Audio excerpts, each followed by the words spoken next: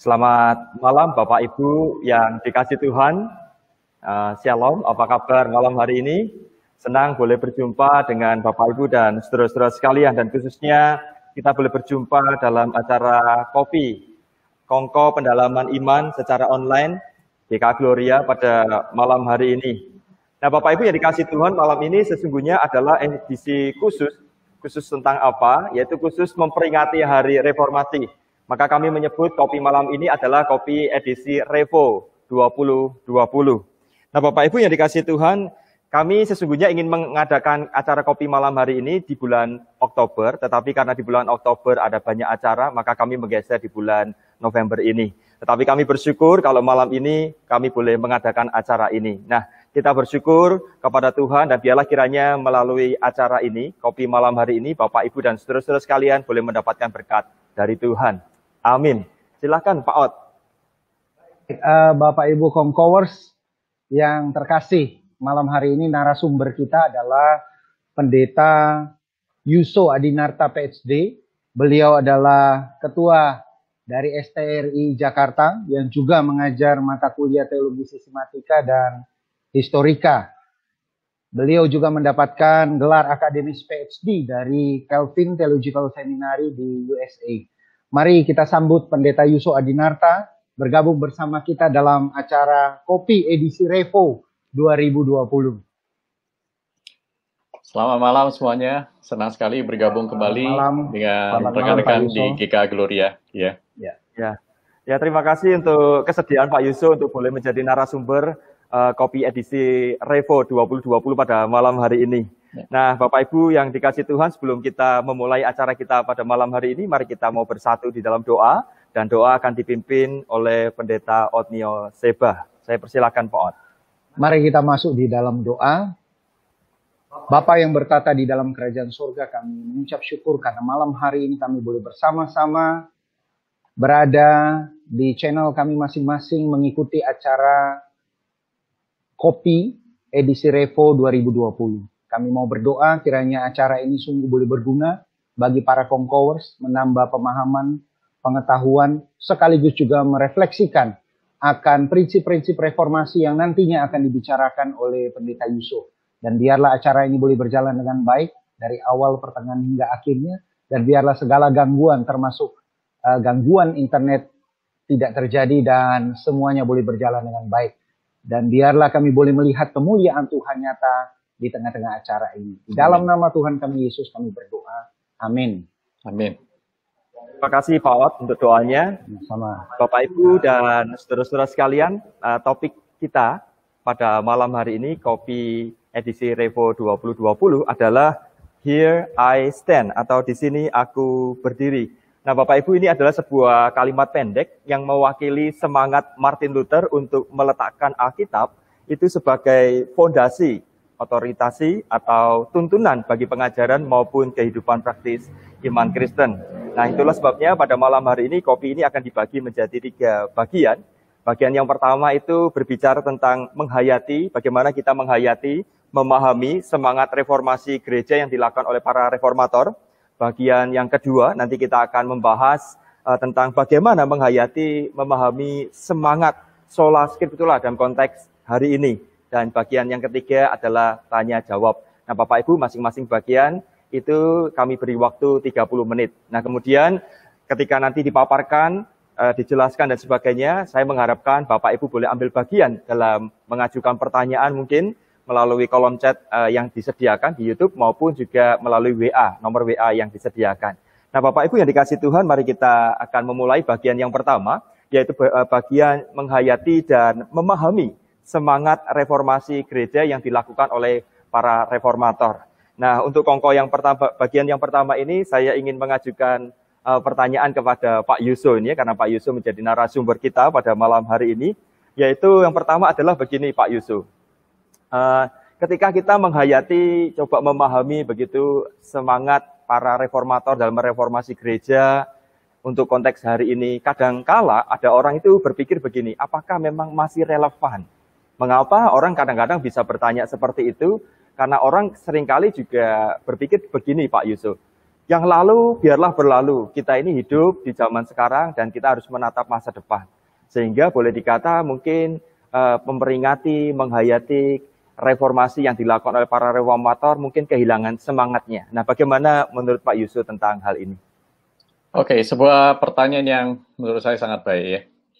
Kita tentu setuju bahwa tidak semua peringatan peristiwa pada masa lampau itu memang perlu dilakukan ataupun bahkan berguna untuk diperingati. Mengapa ya? Karena tidak semuanya penting dan berguna untuk diingat-ingat. Ya.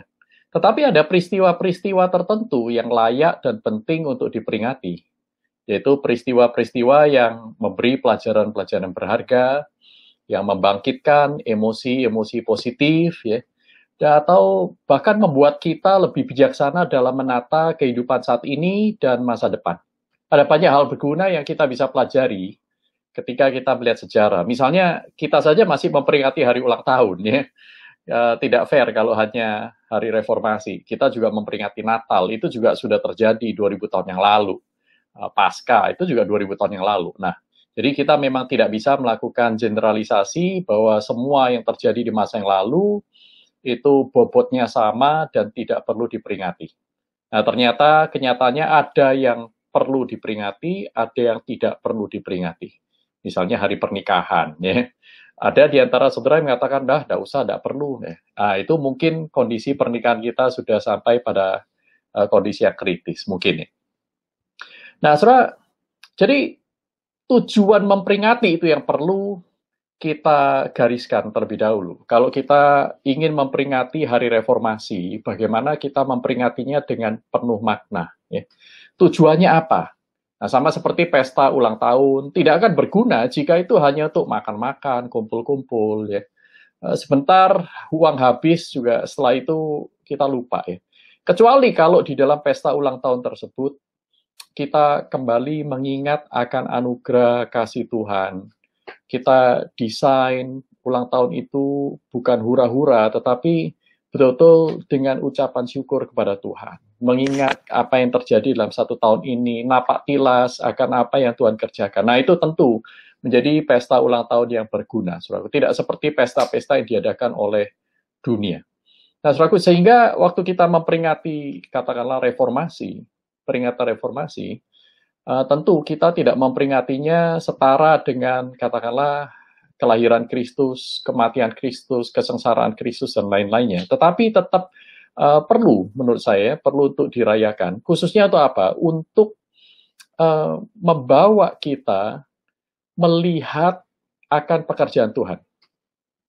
Di dalam abad yang lampau itu, 5 abad yang lampau.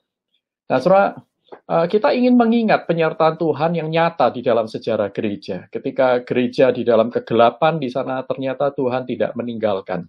Tuhan membangkitkan pemimpin-pemimpin di setiap zaman, itu untuk menunjukkan betapa cintanya Tuhan kepada kita. Nah, saudaraku, kalau saudara menganggap cintanya Tuhan kepada kita tidak perlu diperingati, ya saudara tidak perlu memperingatinya. Tapi masalahnya apakah betul hal tersebut tidak berguna? Menurut saya tidak, saudaraku. Kalau kita lihat di Alkitab ya, ada banyak sekali kejadian-kejadian, pekerjaan-pekerjaan Tuhan yang Tuhan perintahkan untuk dibuat tugu, monumen, atau bahkan altar, supaya jemaat Tuhan, umat Tuhan itu melihatnya dan teringat kembali akan peristiwa bersejarah yang Tuhan kerjakan. Misalnya ketika Yosua menyeberang sungai Yordan, ketika air itu dihentikan, ya, di kota Adam, kira-kira 30 km atau lebih di sebelum sana, di hulu, saudaraku, maka para suku-suku itu disuruh milih satu orang untuk mengangkat batu dari bawah sungai, dan kemudian setelah itu mereka bawanya meninggikan, menumpuknya menjadi sebuah tugu. Sehingga setiap kali anak-anakmu bertanya, ini batu apa? Maka engkau harus menjawab bahwa Tuhan sudah bekerja begini, begini, dan begitu. Demikian pula, saudaraku, peringatan itu untuk mengingat apa yang Tuhan sudah kerjakan. Barulah peringatan itu bermakna. Jadi jangan memperingati hari reformasi untuk meninggikan, mengeluh-elukan Martin Luther, tokoh-tokoh reformator yang lain, Ulrich Zwingli, dan juga Martin Bucer, dan seterusnya, saudaraku. Atau mungkin John Calvin. Jangan, saudaraku. Tinggikanlah Tuhan. Maka peringatan reformasi itu akan menjadi lebih bermakna. Akan menolong kita mendekatkan diri kepada Tuhan, belajar dari sejarah, membuat kita berkaca untuk menjadi lebih bijak. Ya, bahkan menghindari kesalahan-kesalahan gereja di masa lampau dan meneladani tindakan-tindakan iman gereja di masa lampau yang sesuai dengan kehendak Tuhan. Nah, tantangan dan konteks zaman itu memang akan terus berubah, tetapi kebenaran Allah dan hukum-hukumnya itu tetap sama. Jika peringatan reformasi tidak untuk melihat kebenaran Allah di dalam peristiwa-peristiwa tersebut, maka ya peringatan semegah apapun dihadiri oleh ratusan ribu orang mungkin tidak akan ada gunanya. Jika karena zaman berubah maka sejarah itu tidak berguna dan tidak perlu dipelajari, ya saudara, kita juga tidak perlu baca Alkitab, karena Alkitab itu isinya adalah peristiwa-peristiwa bersejarah, ya, tentang apa yang Allah kerjakan ribuan tahun yang lalu. Dan saudara, pelajaran tentang kebenaran Allah yang Allah ajarkan melalui sejarah itu akan selalu berguna bagi manusia di segala zaman. Tuhan Yesus berkata dalam Matius 24 ayat 35, langit dan bumi akan berlalu, tetapi perkataanku tidak akan berlalu. Perkataan di sini termasuk pada catatan-catatan dalam kitab suci yang diilhamkan, yang diinspirasikan oleh Allah, saudaraku, yang mengambil konteks di dalam sejarah. Nah, ini dikatakan tidak akan berlalu. Nah, menarik sekali, Hegel, seorang filsuf sejarah, berkata bahwa kita belajar dari sejarah bahwa kita ternyata tidak belajar dari sejarah. Banyak orang tidak ingin belajar dari sejarah. Akhirnya, seperti yang dikatakan oleh George Santayana, mereka yang tidak belajar dari sejarah, mereka yang tidak mengingat masa lalu, akan dikutuk untuk mengulanginya, mengulangi kesalahan-kesalahan di masa lalu. Saudaraku, kalau kita berkaca pada perkataan George Santayana dan juga Hegel ini, kita menyadari, saudaraku, benar adanya. Mengapa ada banyak sekali permasalahan dalam gereja? Seringkali masalah itu ya sama-sama saja, itu aja, saudaraku. Krisis kepemimpinan, kurangnya jemaat yang rindu melayani, kurang pekerja, selera rohani yang rendah, orientasi pada aktivitas bukan kepada manusia, dan lain-lain, ada banyak sekali. Tapi ya itu saja dari zaman ke zaman. Pertanyaannya bukan kita tidak tahu, tetapi kita tidak pernah serius belajar dari sejarah, apa yang menjadi penyebab, bagaimana menyelesaikannya, dan tidak mengulangi kesalahan yang sama. Nah, kita tidak serius belajar sejarah. Jadi itu respon saya terhadap pertanyaan pertama ini, Pak Sinleong. Semoga membantu dan menolong mencerahkan. Memberi jawaban yang menarik. Saya pikir memang apa yang dikatakan Pak Yusuf mengingatkan kepada kita memang. Kalau ulang tahun saja anak kita, suami atau istri begitu ya, kita peringati, apalagi sesuatu yang penting. Yang penting di sini adalah pekerjaan Tuhan. Jadi ada 2 poin yang saya dapatkan dari Pak Yusuf. Yang pertama, kita perlu memperingati hari reformasi bukan karena Martin Luther, bukan karena John Calvin atau tokoh reformator, tetapi kita percaya bahwa Tuhan itu bekerja di 5 abad yang lalu ya, dan di mana kita memperingati, yang kita peringati adalah pekerjaan Tuhan, karya Tuhan, di mana membawa kita kepada melihat kebenarannya, melihat kebenaran firman-Nya. Dan kita juga diingatkan mengapa memperingati sejarah, karena supaya kita tidak mengulang kesalahan yang sama. Nah, saya pikir ini sesuatu yang menarik. Nah, terima kasih Pak Yusuf ya untuk inspirasi jawabannya. Saya persilahkan Pak Ot, mungkin ada pertanyaan yang ingin disampaikan atau... Ya, baik.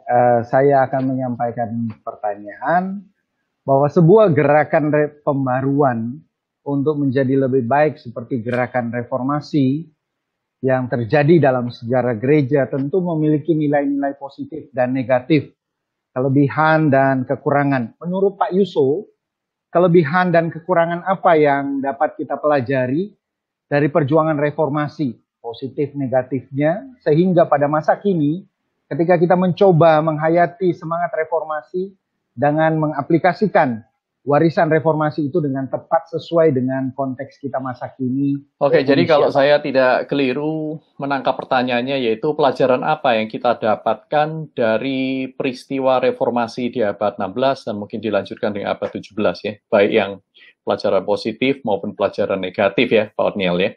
Oke, jadi kita mulai dengan positif dulu ya. Yang pertama ya, kita bisa belajar dari sana bahwa ketika kebenaran itu ditegakkan, kehidupan jemaat itu diubahkan oleh kebenaran tersebut. Dan akhirnya Allah lah yang dimuliakan.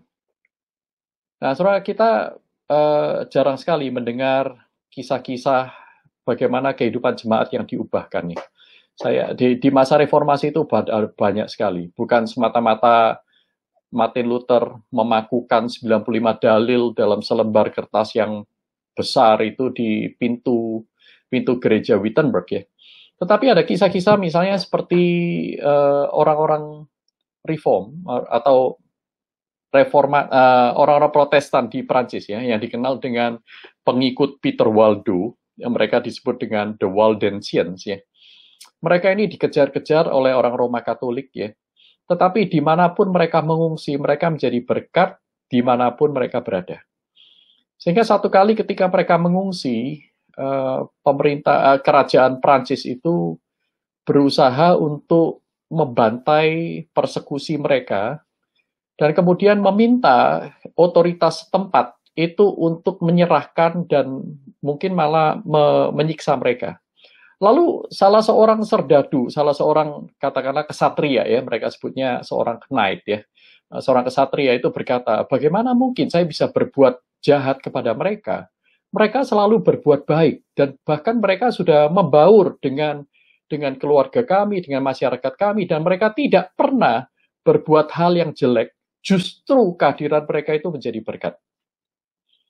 Nah, saudaraku, ini satu kesaksian yang indah dari orang-orang yang berusaha menghidupi kebenaran firman Tuhan di dalam hidup sehari-hari. Itu ya, ketika kebenaran itu ditegakkan, diajarkan dengan baik, dan jemaat itu dimuridkan untuk melakukan firman Tuhan, hidup mereka berubah dan mereka menjadi berkat, akhirnya Allah yang ditinggikan. Nah, satu kali seorang gembala dari kelompok-kelompok yang sedang dikejar-kejar ini menulis surat kepada para reformator. Saudaraku, di dalam surat itu dia mengatakan kami dikejar, kami disudutkan di dalam musim salju yang begitu dingin dan menggigit. Anak-anak harus menyeret kakinya, menembus badai salju. Banyak di antara kami harus mendekatkan diri satu dengan yang lain supaya terus membawa diri kami hangat. Kami akan menyeberang dari gunung yang satu ke gunung yang lain, mencari tempat yang lebih aman supaya kami tidak disiksa, supaya kami tidak dibunuh. Dan kemudian dikatakan bahwa dari sekian banyak jemaat yang saya layani, tidak ada satupun yang menyesal mengikut Tuhan. Waduh, ini kesaksian yang luar biasa dari the Waldensians. Saudaraku, kisah-kisah seperti ini itu banyak sekali. Tapi masalahnya jarang sekali kita mendengarnya. Nah, saudaraku, di sini menjadi sebuah ilustrasi bahwa ketika kebenaran ditegakkan, kehidupan jemaatlah yang diubahkan oleh kebenaran tersebut. Bukan oleh hamba Tuhan yang hebat, bukan oleh gedung yang mewah, bukan oleh elevator atau lift yang kita instalasi di gedung gereja kita, bukan. Tetapi oleh kebenaran firman Tuhan, hidup kita diubahkan. Dan ketika hidup seseorang diubahkan oleh firman, Allah bersinar lewat kehidupan mereka, sehingga mereka, orang-orang di sekitarnya melihat kemuliaan Allah. Nah, pelajaran positif yang kedua, yaitu bahwa ternyata di dalam sebuah gerakan rohani yang sejati tidak ada yang namanya superhero. Tidak ada yang superhero. Ya. Allah lah yang bekerja dalam semuanya itu. Ia memanggil, memperlengkapi, mengutus bukan cuma 1-2 pemimpin, tapi banyak pemimpin, tidak sendirian, tetapi bersama-sama mereka berkolaborasi. Saudaraku, contohnya saja Martin Luther. Siapa Martin Luther? Martin Luther ini dikatakan lulusan dari University of Erfurt, ya. University of Erfurt ini sama sekali tidak terkenal dan bermutu jelek. Martin Luther pun mengakui ini sekolah orang-orang bejat, dia bilang. Lalu dia lulus dari sana, dia mengajar sebagai dosen di Universitas Wittenberg. ya, University of Wittenberg. Nah, Universitas Wittenberg ini sendiri adalah universitas yang baru saja didirikan, belum punya reputasi, saudara. Nah, lawan Martin Luther, coba kita kontraskan ya, musuh utama Martin Luther di zaman itu adalah seorang bernama Johann Eck. Johann Eck ini lulusan dari University of Tübingen. Ya, ini universitas yang paling bergengsi di Jerman pada saat itu. Lalu Johann Eck ini setelah lulus dari Tübingen, dia mengajar di Universitas of Freiburg. Wah, ini juga hebat, saudara. Jadi, siapa Martin Luther jika lo dibandingkan dengan lawannya Johann Eck? Martin Luther itu bukan siapa-siapa. Tetapi, saudara jangan lupa, Tuhan memang tidak memilih superhero untuk melakukan gerakan rohani yang sejati. 1 Korintus 1 ayat 25 mengatakan, sebab yang bodoh dari Allah lebih besar hikmatnya daripada manusia, dan yang lemah dari Allah lebih kuat daripada manusia. Nah, saudaraku, bayangkan lagi, ini dikatakan oleh Heiko Oberman, nih, seorang pakar Luther, pakar tentang Luther. Dia berkata, jika Martin Luther itu hidup di zaman sekarang, ia tidak akan berpengaruh seperti di abad ke-16 waktu itu. Karena apa? Dia punya masalah kepribadian yang banyak sekali, Martin Luther ini. Takutnya akan Tuhan yang kadang-kadang berlebihan, dan pergumulannya melawan roh-roh jahat, kadang-kadang dia masuk dalam ruang isolasi, menengking-nengking, dan seterusnya. Nah, ini kalau orang zaman sekarang melihat ada hamba Tuhan seperti ini, mereka langsung dilakukan, katakanlah, uji psikodiagnosis. Nah, mereka akan memberikan sebuah vonis. Martin Luther ini mempunyai gejala neurosis atau bahkan psikosis, atau dalam bahasa awamnya itu sakit jiwa. Sebab Martin Luther ini tidak mempunyai sesuatu yang dibanggakan. Dia mempunyai childhood trauma, ya, trauma masa kecil, yang membuat Martin Luther menjadi seorang Martin Luther. Tetapi apa yang bodoh, yang lemah dari dunia, bisa dipakai oleh Allah untuk melakukan gerakan rohani yang sejati. Sekali lagi, ini bukan Martin Luther-nya yang ditinggikan, tetapi Allah yang ditinggikan. Dan jangan salah, saudaraku, Luther tidak sendirian. Tuhan juga membangkitkan yang lain. Oecolampadius ini juga di Jerman bersama-sama dengan Luther. Ulrich Zwingli itu di Zurich, di Swiss sana. Martin Bucer di Strasbourg. William Farel di Jenewa. Dan kemudian generasi kedua, ya, para reformator yang generasi kedua seperti Heinrich Bullinger, John Calvin, Peter Martyr van Migli, John Knox, ya, dan lain-lain. Ada banyak sekali, saudaraku. Dan sebelum Luther, bahkan Tuhan juga sudah membuka pintu untuk reformasi melalui John Huss, William Tyndale, Erasmus, dan lain-lain. Ada banyak sekali. Girolamo Savonarola di Florentin, di Italia itu. Nah, jadi, saudaraku, Luther itu tidak sendirian. Nah, di sini kita melihat bahwa gerakan reformasi adalah gerakan dari Allah, dengan kekuatan dan hikmat dari Allah, dan bukan bergantung kepada individu-individu superhero atau elit tertentu. Tidak pernah. Gerakan rohani yang sejati tidak pernah bergantung kepada individu. Tetapi sebaliknya, Allah menggunakan sekelompok orang yang Tuhan memang sudah persiapkan, diberikan hati yang berkobar-kobar untuk melayani Tuhan. Nah, mereka Tuhan akan pakai. Tidak perlu banyak. Tidak perlu banyak. Tetapi juga tidak hanya satu. Itu poin saya. Tuhan tidak memakai superhero.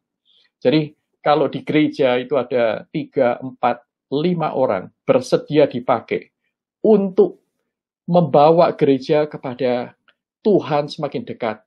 Saudaraku, mulailah. Jangan tunggu-tunggu. Jangan tunggu ada pemimpin yang hebat. Jangan tunggu ada pemimpin yang superhero. Tidak. Mulai dari yang ada. Dan seringkali Tuhan itu bekerja seperti itu. Ya, di dalam sejarah gereja kita melihat banyak sekali contoh. Ini baru yang terjadi di era reformasi. Kalau saudara lihat, Tuhan Yesus memilih 12 rasul. Siapa 12 rasul ini? Orang-orang biasa, saudara. Nelayan-nelayan, pemungut cukai, ya, dan juga yang lain-lain. Malah ada yang aktivis, ya, pemberontak melawan birokrasi formal, ya, seorang selot dan seterusnya. Saudaraku, mereka orang biasa, tidak diperhitungkan menurut dunia. Tetapi ketika mereka memenuhi panggilan Allah, Tuhan memakai mereka untuk menggoncangkan dunia. Ada banyak sekali mestinya pelajaran-pelajaran positif, tetapi itu 3 hal yang buat saya, dua hal yang sangat penting, ya. Hal yang ketiga itu bahwa reformasi tidak terjadi sekejap. tetapi membutuhkan proses. Tuhan bekerja beberapa abad untuk menyelenggarakan reformasi. Nah, ini kita melihat bahwa Tuhan sedang membangun gerejanya di dalam sejarah. Ini tangan Tuhan yang bekerja. Bukan hanya dalam kurun waktu yang singkat, tetapi mulai dari pra-reformasi, reformasi, sampai pasca reformasi. Itu kalau kita melihat hal seperti ini, maka saudara dan saya harus belajar sabar, belajar setia, dan belajar tekun dalam bekerja bagi Tuhan. Jangan berharap di gereja ada revolusi. Saudaraku, seringkali revolusi itu menghasilkan ongkos sosial yang lebih besar daripada yang seharusnya dibayar. Rasul Paulus sendiri berkata, aku menanam, Apolos menyiram, tetapi Allah yang memberi pertumbuhan. Ya, karena itu yang penting bukanlah yang menanam atau yang menyiram, melainkan Allah yang memberi pertumbuhan. Nah, saudaraku, kalau kita adalah kawan sekerja Allah, jangan memaksa Allah. Allah bekerja pada waktunya. Kita ini adalah ladang Allah, bangunan Allah. Kata Paulus dalam 1 Korintus 3 ayat 6-9. Nah, sekarang beberapa pelajaran negatif secara singkat. Yang pertama, saudaraku, bahwa ternyata dalam setiap gerakan yang baik, itu selalu akan ada tantangan. Ada salah paham, ada serangan musuh. Tuhan Yesus sendiri mengatakan dalam Matius 16 ayat 18 ya, di atas batu karang ini, aku akan mendirikan jemaatku dan alam maut tidak akan menguasainya. Alam maut tidak akan menguasainya. Berarti ada usaha alam maut untuk menguasainya. Ketika Tuhan Yesus datang, Yohanes pasal 1 mengatakan, terang itu datang, kegelapan tidak berhasil menguasainya. Dia datang kepada milik kepunyaannya tidak menginginkan dia, dan seterusnya, dan seterusnya. Jadi dalam gerakan rohani yang baik, yang sejati, berdasarkan firman Tuhan, saudara jangan pikir semuanya akan lancar. Ya, pasti ada tantangan, ada salah paham, ada serangan musuh, dan seterusnya. Jaga-jaga, ya, siap-siap. Gereja yang benar dan setia yang berdiri di atas kebenaran akan terus ditopang oleh Allah. Sekalipun mengalami badai dan gelombang. Para pendiri GKA Gloria juga pernah memberikan kisah-kisah seperti itu ya, ada masa-masa sulit. Tetapi melalui kesulitan justru gereja dimurnikan. Kita harus mengapresiasi hal ini. Tetapi itu tadi, pelajaran negatif bahwa tidak akan pernah santai, gereja yang sejati akan terus berjuang, berperang, dan melewati masa-masa sulit. Karena dengan itulah Allah memurnikan kita. Yang kedua, saudaraku, ternyata mayoritas itu tidak menjamin kebenaran. Gereja Roma Katolik mayoritas pada saat itu tidak menjamin bahwa merekalah yang bisa memonopoli kebenaran. Jumlah banyak juga bukan berarti kita berada di pihak yang benar. Jumlah itu tidak menunjukkan seseorang itu atau gereja tertentu itu diberkati oleh Allah. Tidak selalu. Saya masih ingat pendeta Stephen Tong pernah mengatakan, mungkin beliau sekarang lupa ya, tapi dulu di kelas beliau menceritakan, saya selalu ingat ya, orang yang berpegang kepada kebenaran yang sejati dikatakan, di mana-mana, di sepanjang segala sejarah, selalu minoritas, tidak pernah banyak. Ya. Nah, kemudian pelajaran yang ketiga, saudaraku ya, reformasi tidak bisa dilakukan secara kilat. Nah ini sayang sekali ya. Tetapi harus terus-menerus, tidak pernah berhenti. Maka kita mengenal prinsip semper reformanda. Ketika kita berhenti, gereja akan langsung membusuk.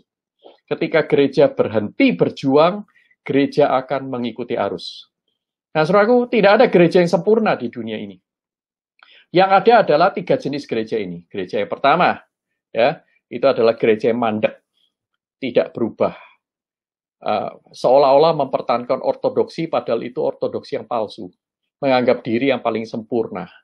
Memelihara tradisi secara buta. Nah ini gereja mandek, tidak berubah. Gereja seperti ini adalah gereja yang mati. Ya, tidak semper reformanda, bukan gereja reform. Gereja reform yang sejati, Ecclesia Reformata, semper reformanda est secundum verbum Dei. Gereja reform yang sejati akan terus-menerus direformasi berdasarkan firman Tuhan. Jadi gereja yang tidak terus-menerus direformasi adalah gereja yang mandek, gereja yang mati. Tapi lalu kalau dia tidak berubah, ini kontras yang lain adalah gereja macam kedua, macam ketiga, ini adalah gereja yang berubah. Tapi gereja yang berubah tidak selalu berubah ke arah yang baik. Ada tipe gereja yang kedua, yaitu gereja yang berubah, tapi mengikuti arus dunia. Semakin lama, semakin menjauh dari kebenaran. Semakin kompromi di mana-mana. tidak bisa membedakan mana yang esensial, mana yang non-esensial, mana yang core, dan mana yang superficial, ya, mana yang kulit, mana yang inti, mana yang kulit. Semuanya dikompromikan. Kalau kita memelihara yang inti, tetapi mengkompromikan yang permukaan itu tidak apa-apa. Kadang-kadang malah justru harus begitu. Ya, kita berinkarnasi. Ya. Tetapi jenis yang ketiga, gereja yang ketiga adalah gereja yang terus berjuang mengaktualisasikan inti iman yang sejati di tengah zaman yang berubah-ubah. Dengan teguh berdiri di atas kebenaran Kristus yang kita kenal lewat kitab suci. Nah, inilah spirit dari Semper Reformanda, saudaraku. Terus-menerus direformasi menurut kitab suci. Itulah sebabnya, saudaraku, setelah reformasi di abad ke-16, ada gerakan pietisme di Jerman, puritanisme di Inggris dan Skotlandia, dan nadere reformasi di Belanda di abad ke-17, yang terus-menerus mereformasi diri. Seringkali orang-orang mengaku, kami gereja reform, tapi yang ngerti itu cuma abad 16. Mereka tidak melihat perjalanan spirit reformanda, spirit semper reformanda di abad yang ke-17. Pelajaran yang terakhir, yang negatif ya, yang keempat, yaitu ketika gereja berkompromi dengan kenikmatan dunia. Gereja Roma Katolik pada waktu itu bermain politik, uang, keangkuhan hidup, keinginan mata, nafsu seksual diumbar. Gereja tidak lagi menjadi terang dunia, tetapi justru membawa kegelapan bagi dunia. Mereka yang seharusnya menjadi standar kehidupan moral dan rohani, justru mereka membuat orang tersesat di dalam apa yang mereka katakan kebenaran. Nah, bukan lagi garam yang mengawetkan, tetapi gereja akan menjadi racun yang membusukkan. Bukan lagi membawa damai dan berkat, tetapi membawa kebencian dan kutuk bagi masyarakat. Nah, saudaraku, kita pelajari ini di dalam konteks reformasi. Maka kita penting sekali buat kita untuk terus-menerus setiap tahun itu mengingatkan diri kita untuk tidak berkompromi terhadap arus dunia, tetapi dengan kasih di dalam Kristus, kita memiliki spirit semper reformanda dan tidak menganggap diri kita sudah sempurna. Ya. Gereja yang merasa diri sudah sempurna, mereka biasanya tidak berubah dan akan mati. Tetapi gereja yang mengakui bahwa total depravity, misalnya, gereja Reform mengakui kita itu adalah manusia yang tercemar oleh dosa di dalam segala aspek. Maka tidak ada alasan buat kita untuk tidak rendah hati. Kita mempunyai 1001 macam alasan untuk rendah hati, dan tidak mempunyai satu alasan pun untuk tinggi hati menganggap diri yang paling benar. Ya, sebaliknya, kita terus-menerus mengevaluasi berdasarkan kebenaran firman Tuhan. Terus-menerus. Nah, gereja tidak boleh berkompromi dengan dunia. Ya, itu yang mungkin beberapa pelajaran positif dan negatif yang saya bisa bagikan, Pak Otnio. Menarik sekali Pak Yuso untuk penjelasan yang sudah disampaikan. Kalau saya mengutip di sini, positifnya ada 3, negatifnya ada 4. Tetapi yang menarik poin pertama yang disampaikan itu adalah kebenaran ditegakkan, hidup diubahkan. Dan kisah Waldensians itu saya pikir jarang ya dipelajari. Mahasiswa teologi aja mungkin belum tentu loh Pak bisa mengerti ini. Ya. Tetapi ini satu pemahaman yang cukup komprehensif dan bisa memberikan sumbangsi pemikiran bagi para conquerors malam hari ini. Mungkin pertanyaan berikutnya Pak Sin Leong akan melanjutkan. Iya, jawaban Pak Yusuf atau tanggapan yang diberikan Pak Yusuf luar biasa Pak ya. Terkait dengan semangat reformasi tadi, di mana kebenaran itu ditegakkan, tentunya ini bukan kebenaran personal ya, yang subjektif begitu, tapi kebenaran firman Tuhan. Nah, di dalam sejarah reformasi itu kan memang para reformator memiliki semangat sola scriptura, bagaimana kebenaran firman Tuhan itu menjadi fondasi, landasan, sebagainya. Nah, tetapi di tengah-tengah segala perjalanan mereka, Pak Yusuf, kalau kita perhatikan nampaknya mereka sendiri yang notabene begitu mengakui Alkitab menjadi otoritasi atau sumber kebenaran bagi pengajaran dan kehidupan iman Kristen, itu sempat terjadi yang namanya perbedaan pandangan, Pak. Ya, anggap aja misalkan kayak perjamuan kudus dan sebagainya begitu. Nah, saya tertarik ingin bertanya soal begini. Bagaimana respon mereka ini, para reformator dan seterusnya, menanggapi perbedaan itu dan kita bisa belajar dari hal-hal yang positif, yang negatif, sehingga hari ini ketika kita menghadapi yang namanya perbedaan pandangan dan sebagainya, kita tidak sampai merusak namanya kesatuan gereja atau tubuh Tuhan. Nah, kira-kira bagaimana Pak Yusuf merespon ini? Thank you, Pak. Oke, saya harus jujur mengatakan ya bahwa para reformator itu tidak selalu berhasil memberi teladan yang baik. Misalnya Martin Luther ya, dia diajak oleh Zwingli untuk berdiskusi menyamakan persepsi tentang perjamuan kudus. Ini inisiatif itu muncul dari Zwingli. Tetapi Luther ini berkata, "Enggak, saya tidak mau kita hanya kumpul-kumpul biasa. Kalau mau kita berdebat di depan umum." Akhirnya dilakukanlah perdebatan di depan umum, dan di dalam perdebatan itu mereka berdua berjanji bahwa tidak akan membuka buku-buku yang lain selain kitab suci. Tetapi di tengah-tengah perdebatan itu, persisnya ketika membahas apa, yang jelas ini perdebatan tentang isu perjamuan kudus, Luther itu akhirnya walk out. Walk out. Ya, saya pikir ini bukan good temper ya, bukan sifat yang baik. Tetapi kita melihat bahwa memang hamba-hamba Tuhan yang hebat sekalipun itu masih bergumul dengan masalah kepribadian. Maka kita perlu sadar. Nah, tetapi hal yang baik adalah generasi kedua reformasi, yaitu murid dari Zwingli, murid dari Luther, ya, murid dari Martin Bucer. Ya, kalau murid dari Zwingli, murid dari Martin Luther itu seperti misalnya Philip Melanchthon. Murid dari Zwingli itu Heinrich Bullinger. Murid dari Bucer itu John Calvin misalnya. Nah, mereka ini menyadari ya dan menyadari kelemahan generasi pertama dan mereka memperbaikinya. Ya, mereka mendiskusikan hal-hal yang mereka merasa perlu diklarifikasi ya dengan spirit perdamaian dan mencari kesatuan. Nah, ini ada beberapa buktinya bahwa sebenarnya orang-orang Protestan dan Reformasi ini bukan pemecah belah. Mereka itu justru, khususnya Reform ya, saya katakan khususnya Reform, itu mempunyai spirit itu perdamaian.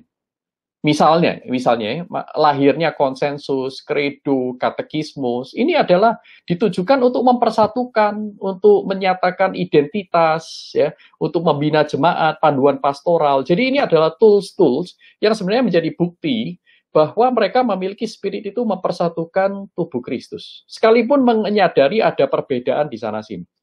Misalnya, saudaraku ya, Bullinger dan Calvin tidak sepakat di dalam perjamuan kudus. Bullinger belajar dari Zwingli, Calvin belajar dari Luther dan Martin Bucer, ya. Sekalipun agak berbeda dari Luther, ya. Nah, kemudian di dalam perbincangan yang bersahabat itu muncullah sebuah dokumen namanya Consensus of Tigurinus, ya, atau Consensus of Tigurinus tahun 1549. Nah, di dalam konsensus itu mereka berdua sepakat untuk tidak memperlebar perbedaan, tetapi lebih menonjolkan hal-hal yang menyatukan mereka berdua. Seperti itu misalnya. Nah, itu salah satu contoh, Consensus of Tigurinus. Ada dokumen sejarah, bisa dibuktikan. Ya. Kedua, misalnya Philip Melanchthon, murid dari Luther, yang paling disayangi Luther, sekalipun pada akhirnya Luther tidak terlalu percaya kepada dia, karena menganggap Melanchthon ini kok semakin dekat dengan kubunya Reform.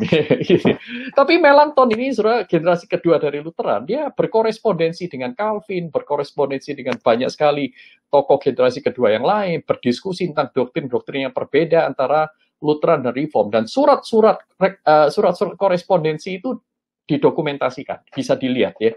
Jadi bagaimana mereka itu dengan kepala dingin, bukan saling mengutuk, bukan saling menyesatkan satu dengan yang lain, tapi mereka berdiskusi firman Tuhan. Nah, misalnya juga yang terjadi di abad yang ke-17 ya ini, yaitu munculnya Canons of Dort ya, dalam Synode of Dordrecht di Belanda itu pada tahun 1618 sampai 1619. Nah, waktu itu ada sebuah kontroversi, ada sebuah isu, itu kubu Reform dengan Remonstrantism ya. Remonstrantism ini adalah pengikut dari Jacob Arminius, atau yang disebut juga the Orphans ya, the Orphans. Mereka yang mengaku diri bahwa kami ini yatim. Sejak Arminius itu meninggal, mereka menyebut diri itu yatim ya, anak-anak tanpa ayah. Nah, mereka akhirnya mengeluarkan sebuah dokumen Remonstrans ya, dokumen Remonstrans, dan akhirnya dokumen ini disubmit, diberikan kepada sinode untuk dibahas, karena di dalam dokumen itu dikatakan bahwa gereja harus kembali kepada kebenaran, yaitu seperti yang digariskan oleh Arminius, ya, ajaran-ajaran Arminius. Nah, kemudian Synode of Dordrecht ini mengundang. Jadi, spiritnya itu ingin merangkul. Ayo, kamu juga datang, remonstran, ya. Kamu remonstran sini, ayo kamu datang, ikut bersama-sama dalam Synode of Dordrecht ini. Nah, tapi problemnya, kaum remonstrantisme itu di dalam pertemuan-pertemuan itu tidak menunjukkan akhlak maupun spirit yang baik. Mereka ingin tidak ingin diskusi, mereka ingin keputusan itu langsung dihasilkan bahwa mereka yang benar, ya, ingin benarnya sendiri, tidak mau diajak PA, ya, pemahaman Alkitab, menyelidiki satu persatu isu doktrinal itu, nggak mau mereka. Sampai akhirnya pemimpin rapat itu sudah kira-kira itu sudah sampai melewati batas kesabaran, sampai di ubun-ubun, ya, akhirnya mereka diusir keluar. Tapi itu karena ya mereka mengawalinya lebih dulu. Nah, tetapi akhirnya Canons of Dort itu dihasilkan, ya, untuk memberikan jawaban. Mereka itu rapat doa PA hampir setiap hari, ya. Memang tidak penuh 1 tahun, tapi sampai lewat pergantian tahun 1618 sampai 1619 muncullah Canons of Dort. Tetapi yang saya ingin tunjukkan adalah ada spirit bahwa mereka mengundang untuk merangkul, untuk mengetahui perbedaannya ada di mana. Nah, abad 17 juga diwarnai dengan pertemuan dari Westminster Assembly, ya. Westminster Assembly ini para teolog-teolog, ada sekitar 121, dan kemudian plus 19 orang yang kemudian diundang untuk menggantikan beberapa orang yang tidak bisa melanjutkan. Para teolog-teolog yang top di daratan Inggris dan Skotlandia pada saat itu, ya.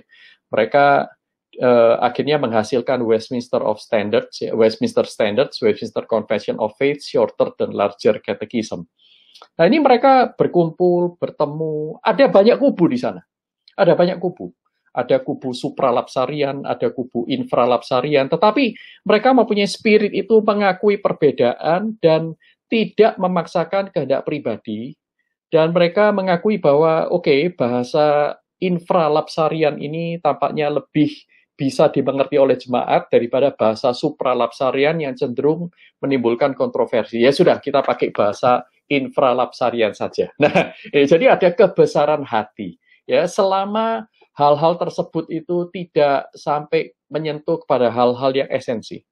Nah, makanya kaum Injili itu later, ya, di abad 19, abad 20, itu mengeluarkan sebuah moto yang saya pikir ini adalah langkah progres yang baik, ya. Dikatakan bahwa in essentials unity, in non-essentials liberty, in all things charity. Ya, in essential things unity, in non-essential things itu liberty, dan in all things charity. Artinya apa? Untuk hal-hal yang esensial, inti iman, Injil Yesus Kristus, seperti yang ada di dalam pengakuan iman rasuli, pengakuan iman Athanasius, ya, pengakuan iman Nisea dan seterusnya, ya. Itu kita harus pertahankan, ya. Di sana ada Allah Tritunggal, Kristologi, pneumatologi, Alkitab sebagai firman Tuhan dan seterusnya. Itu ada di sana. Itu in essential things, di dalam hal-hal esensial kita harus memelihara kesatuan. Tetapi di hal-hal yang tidak esensial, ya, misalnya perjamuan kudus itu pakai roti apa, ya, kemudian baptisan itu percik atau selam atau semprot, ya, atau bagaimana, ya. Nah, kemudian misalnya gereja pakai AC atau nggak pakai AC, pakaiannya bagaimana, siap berkhotbah itu harus lulus seminari atau tidak, itu bukan esensial. Karena Alkitab juga tidak bicara banyak tentang hal itu. Ya, in non-essential things, berikan orang itu kebebasan, ruang untuk bertumbuh, bergaul dengan Allah, karena mereka juga tentu kita percaya ingin memberikan yang terbaik bagi Tuhan. Nah, seperti itu. Lalu, di dalam segala sesuatu, baik ketika memelihara kesatuan untuk hal yang esensial, maupun yang non-esensial, jangan lupa, kita harus melakukannya dengan kasih. Kasih kepada Tuhan, dan kasih kepada sesama. Ya, saya percaya kalau kita konsisten belajar kepada firman Tuhan, belajar firman Tuhan, dan berusaha mengaplikasikan dalam hidup sehari-hari, maka mestinya kasih kepada Allah dan kasih kepada sesama itu akan mewarnai diskursus atau pergulatan kita dalam menghadapi perbedaan-perbedaan pandangan yang ada. Kira-kira seperti itu, Pak Sinlyo.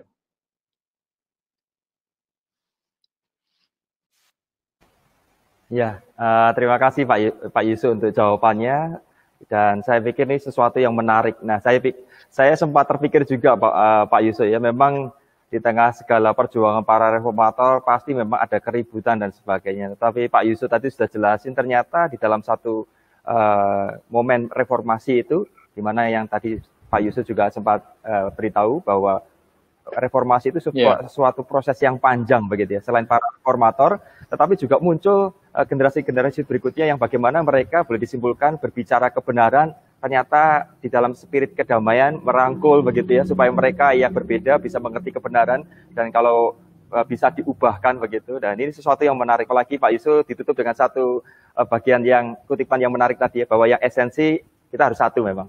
Itu kita nggak bisa kompromi dengan kebenaran memang. Tetapi yang non esensial dicoba diberikan ruang begitu ya. Dan di dalam segala sesuatu kita harus menerapkan kasih yang menyatukan. Nah, saya pikir ini sesuatu yang luar biasa.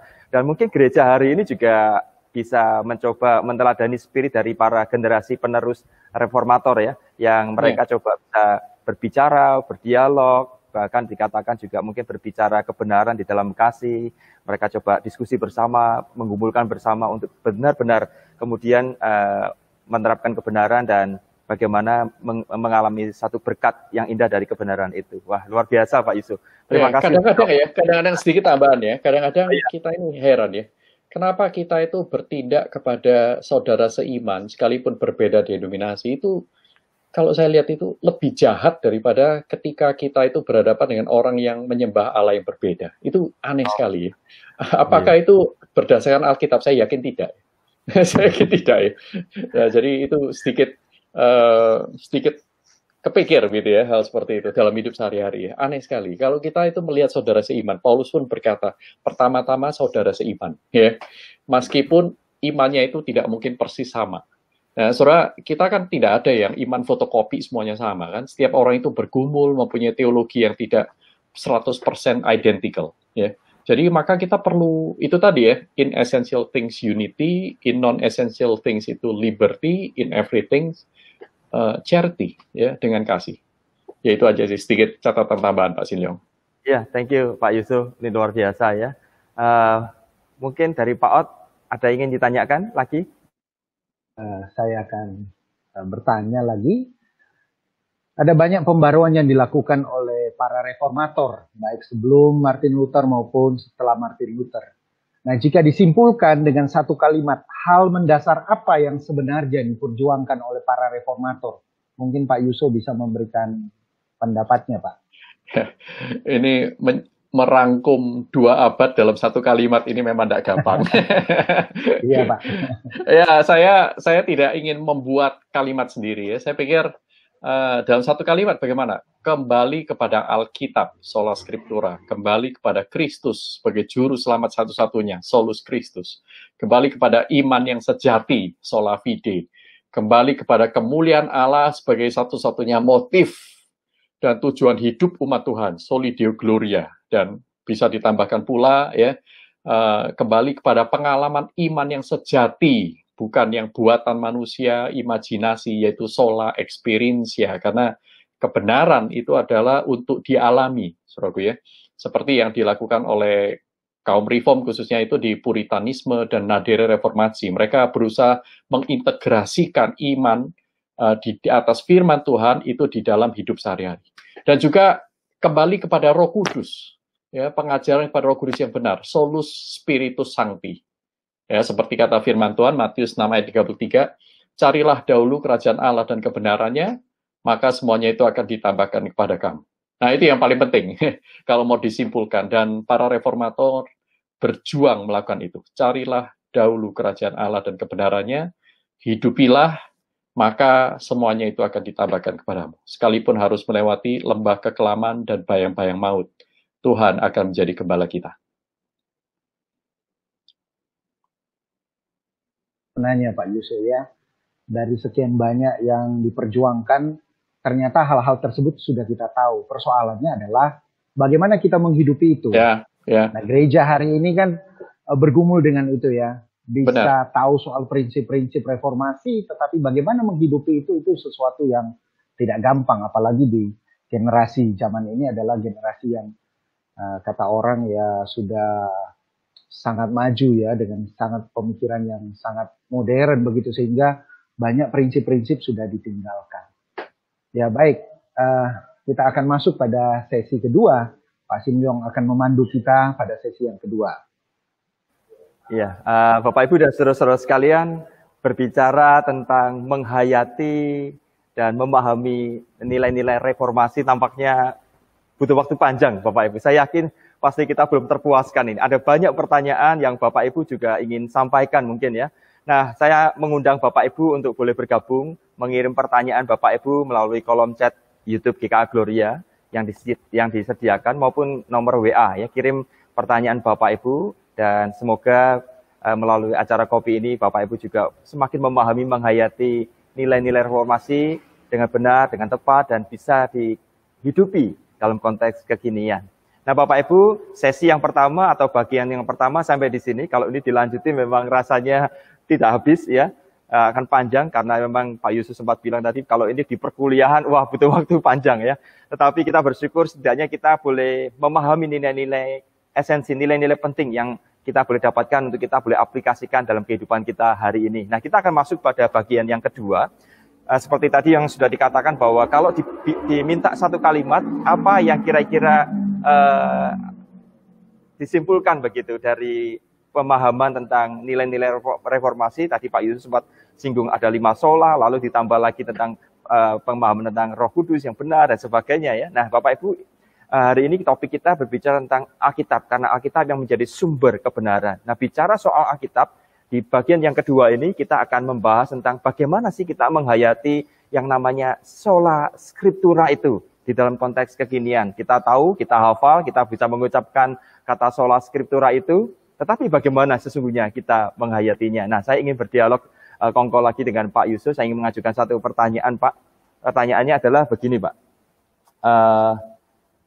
Memang para reformator ini berjuang ya, mencurahkan waktu, tenaga, jiwa mereka untuk sebuah kebenaran. Dan kebenaran itu bukan kebenaran pribadi, tetapi kebenaran firman Tuhan. Nah, sesuatu yang mengerikan adalah begini, kalau kita melihat John Calvin begitu berusaha menyajikan kebenaran, dia menulis Institutio, kemudian menulis komentari Alkitab yang begitu banyak, sekalipun tidak semua kitab ditafsirkan, tetapi ada satu perjuangan, ada satu usaha keras supaya jemaat ini mencintai firman Tuhan, mengerti firman Tuhan. Nah, ironisnya Pak Yusuf, satu kali saya membaca satu artikel yang ditulis oleh Albert Mohler ya, dia adalah presiden dari Southern Baptist Theological Seminary. Dia mengatakan bahwa ada sesuatu ancaman yang bahaya untuk jemaat Tuhan hari ini yang disebut dengan, kalau di bahasa Indonesia akan itu adalah kebutahurufan Alkitab. Orang mungkin pegang Alkitab, tapi tidak mengerti Alkitab, kira-kira begitu ya. Nah, dia memberikan satu kutipan yang menurut saya itu menarik. Dia mengatakan gini, "We will not believe more than we know, and we will not live higher than our belief." Nah, bagaimana kira-kira menurut Pak Yusuf tentang kondisi atau situasi seperti ini? Saya pikir pertanyaan ini serupa dengan yang awal tadi, yaitu bahwa di dalam setiap zaman, gereja itu akan selalu menghadapi tantangan dan tantangan. Iblis itu tahu dia tidak bisa mengambil ataupun mencuri keselamatan orang-orang pilihan. Tetapi yang iblis bisa lakukan adalah membuat umat pilihan ini terdistraksi dari tujuan semula. Nah, caranya macam-macam ya. Mereka berusaha untuk mengambil sukacita dalam pelayanan, mereka berusaha untuk mematikan selera rohaninya, menguranginya begitu rupa. Dan juga mungkin iblis itu berusaha untuk mengadu domba, memecah belah, dan seterusnya. Sehingga kita, orang-orang Kristen ini akhirnya tidak sungguh-sungguh mengenal Tuhan, tidak peduli kepada kehendaknya, merasa puas hanya dengan beragama, seperti yang dikatakan Eric Fromm dalam bukunya Escape from Freedom itu. Beragama dengan maksud yang lain dari yang Allah kehendaki, dan itu sebenarnya fenomena yang sama di segala zaman. Bahkan termasuk di kitab suci. Orang-orang Israel juga begitu. Mereka lebih senang untuk menyembah berhala daripada menyembah Allah yang sejati.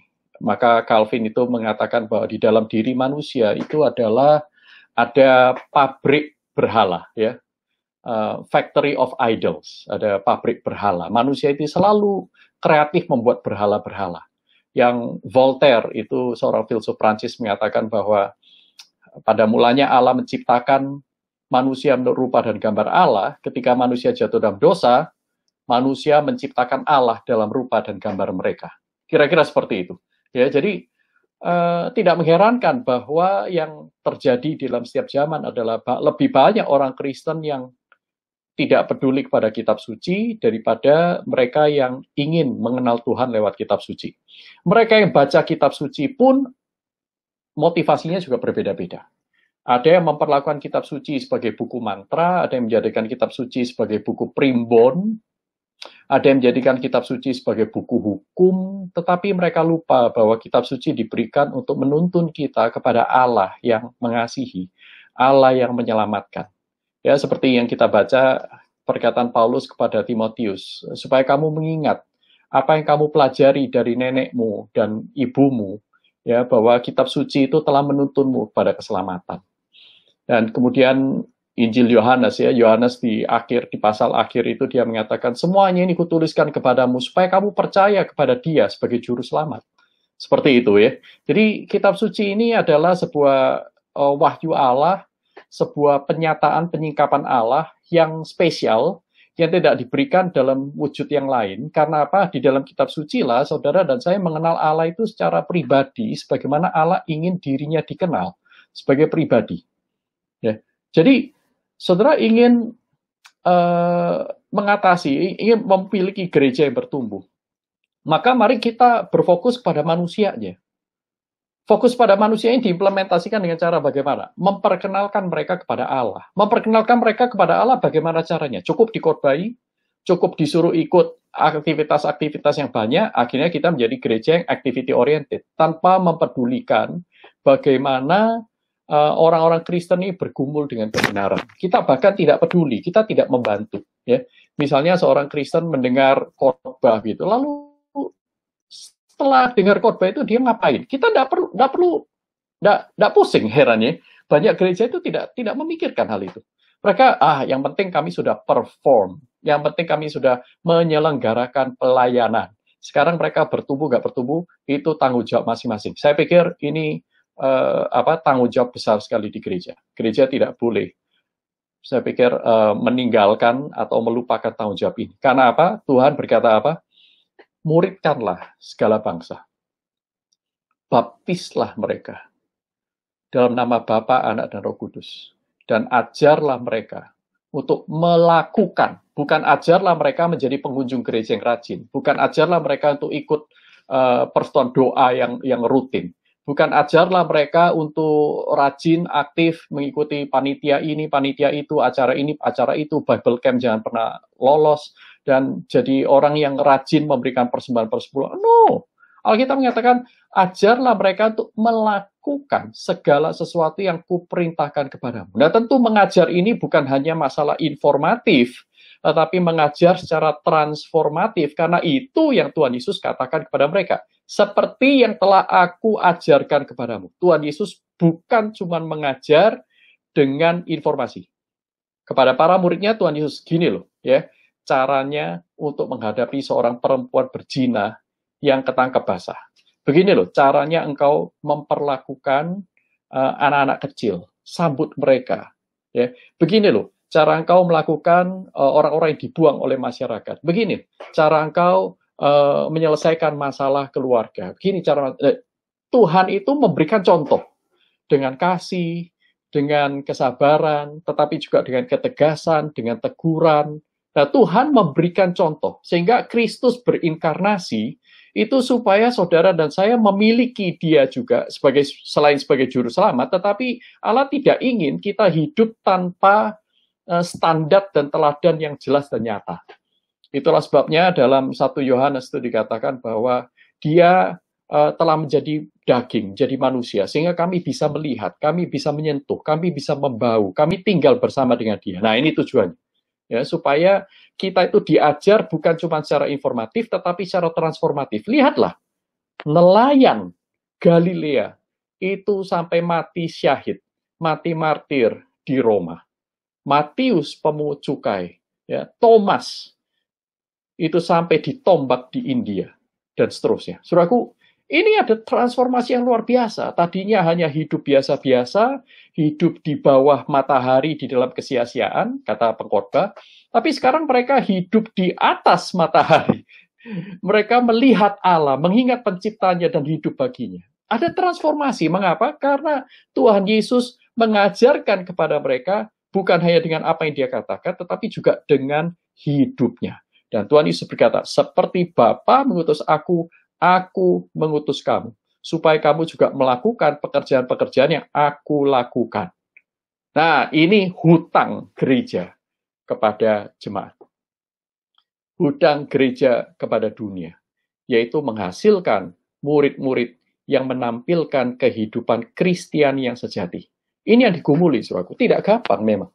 Ya, karena setiap orang itu mempunyai masalah pribadinya, mempunyai konteks yang berbeda-beda. Ini yang menjadi pergumulan di dalam kampus kami khususnya. Kami sangat menekankan pada integrasi. Kami itu berpikir bagaimana kebenaran Tuhan itu bisa hadir di dalam pribadi yang seperti ini. Dalam pribadi yang depresif, dalam pribadi yang mengalami broken home, dalam pribadi yang punya masalah dengan self-esteem, dengan pribadi yang, waduh, saudara lihat jemaat kita itu ada banyak sekali masalah. Broken home, rumah tangganya nggak karuan. Nah sekarang, bagaimana khotbah itu bisa menyentuh kehidupan mereka? Tentu bukan hanya khotbah. Pasti ada kegiatan-kegiatan pastoral yang semuanya itu harus bisa dirangkum dan dipertanggungjawabkan dengan kata, muridkanlah mereka. Seperti yang Kristus lakukan. Nah saudara ya, jadi memang tidak sederhana. Tapi yang lebih penting daripada mengajak jemaat membaca Alkitab rutin, itu adalah bagaimana menuntun mereka kepada Tuhan lewat kehidupan kita. Nah, saya pikir baca Alkitab setiap hari itu baik. Tetapi kalau cuma sampai di sana, ya tentu tidak cukup, saudaraku. Banyak orang membaca Alkitab rutin puluhan kali dari Kejadian sampai Wahyu, tidak membuat mereka menjadi serupa dengan Kristus. Tetapi ada orang-orang tertentu, misalnya di Perjanjian Lama, bahkan di sejarah gereja, mereka kebanyakan buta huruf, tidak baca Alkitab. Mereka hanya dengar khotbah di zaman Agustinus misalnya. Makanya Agustinus berkhotbah selalu pendek. Cuma 20 menit, 15 menit. Kalau saudara lihat khotbah-khotbah dia yang sudah ditulis ya, itu khotbah yang kalau dibaca itu sebentar selesai. Karena apa? Mereka jemaat itu tidak membaca, mereka buta huruf, mereka mendengarkan khotbah sambil berdiri. Jadi memang tidak bisa lama. Cuman itu menjadi khotbah-khotbah yang menguatkan karena apa? Khotbah itu mendarat dan ditunjukkan lewat kehidupan sehari-hari. Sehingga pengkhotbah itu tidak hanya di belakang mimbar, tetapi di atas mimbar. Pengkhotbah itu sesungguhnya berkhotbah lebih banyak di bawah mimbar. Nah, saya pikir kita harus kembali setia kepada panggilan sebagai gereja, muridkanlah segala bangsa. Baptislah. Baptislah itu artinya persatukan mereka secara permanen dengan Allah Bapa, Allah Anak, dan Allah Roh Kudus. Saudara bisa selidiki kata baptizo, itu artinya apa. Ya, bukan cuma dipercik basah dan seterusnya. Bukan semata-mata sakramen. Tetapi apa yang ada di balik sakramen, itu yang diperintahkan. Ya, pertemukan mereka, persatukan mereka dengan Allah Tritunggal. Ya, dan kemudian ajarlah mereka, latihlah mereka untuk melakukan segala sesuatu yang kuperintahkan kepadamu. Menjadi pelaku-pelaku firman, bukan menjadi pendengar-pendengar firman, bukan menjadi penghafal-penghafal firman. Nah, hanya dengan begitu saya pikir baru gereja itu punya harapan nih, punya harapan. Nah, saya setuju dengan perkataan Albert Mohler itu, ignorance of the Bible isn't just a problem in our culture, it's a problem in the church, it's scandalous. Tetapi sekali lagi, saya setuju itu, tetapi itu tidak cukup, saudara. It's not ignorance of the Bible, it is ignorance of God's heart, hati Allah. Nah, jadi kalau cuma baca Alkitab selesai ya, saya pikir tidak cukup ya. Baca Alkitab untuk apa? Untuk mengenal hati Tuhan. Nah, itu sedikit pendapat saya, Pak. Ya, Pak Yusuf, terima kasih untuk jawabannya, Pak. Saya pikir ini sesuatu yang perlu digarisbawahi memang, bahwa menghayati yang namanya sola scriptura yang sudah diperjuangkan dengan jiwa, daya, tenaga para reformator, di mana gereja boleh kembali kepada kebenaran, maka kebenaran ini bukan hanya menjadi semacam firman Tuhan ini bukan hanya menjadi bacaan bukan biasa, pula begitu, monumen, tapi sesuatu yang hafalan begitu. Ya, monumen hafalan begitu ya. Nah, saya pikir sesuatu yang menarik memang, dan biarlah melalui jawaban-jawaban Pak Yusuf berikan tadi, jemaat Tuhan juga diingatkan ya, bahwa jemaat mari kita tidak hanya sekedar membaca begitu, tetapi sungguh-sungguh mengerti kebenaran firman Tuhan. Dan mungkin juga ada sedikit teguran untuk kami sebagai gereja Tuhan ini, bahwa kami juga harus, gereja juga harus memperhatikan pengajaran firman Tuhan ya, kebenaran itu benar-benar diaplikasikan, tertanam, bahkan bukan hanya sekedar mengajar, tetapi juga keteladanan begitu, contoh, karena memang Yesus juga mengajarkan begitu ya, memberitahukan agar ajarannya diberikan, lalu juga lewat keteladanan, lewat pemuritan dan sebagainya. Wah, ini luar biasa. Thank you Pak Yusuf untuk jawabannya.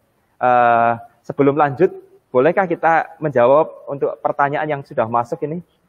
Ya, ada beberapa pertanyaan Pak Yusuf, ada 2 pertanyaan yang terkait dengan topik yang pertama tadi ya. Yang pertama dari Oki Wiratama Siagian ya, dia bertanya esensial dan non esensial itu standarnya dari mana Pak ya?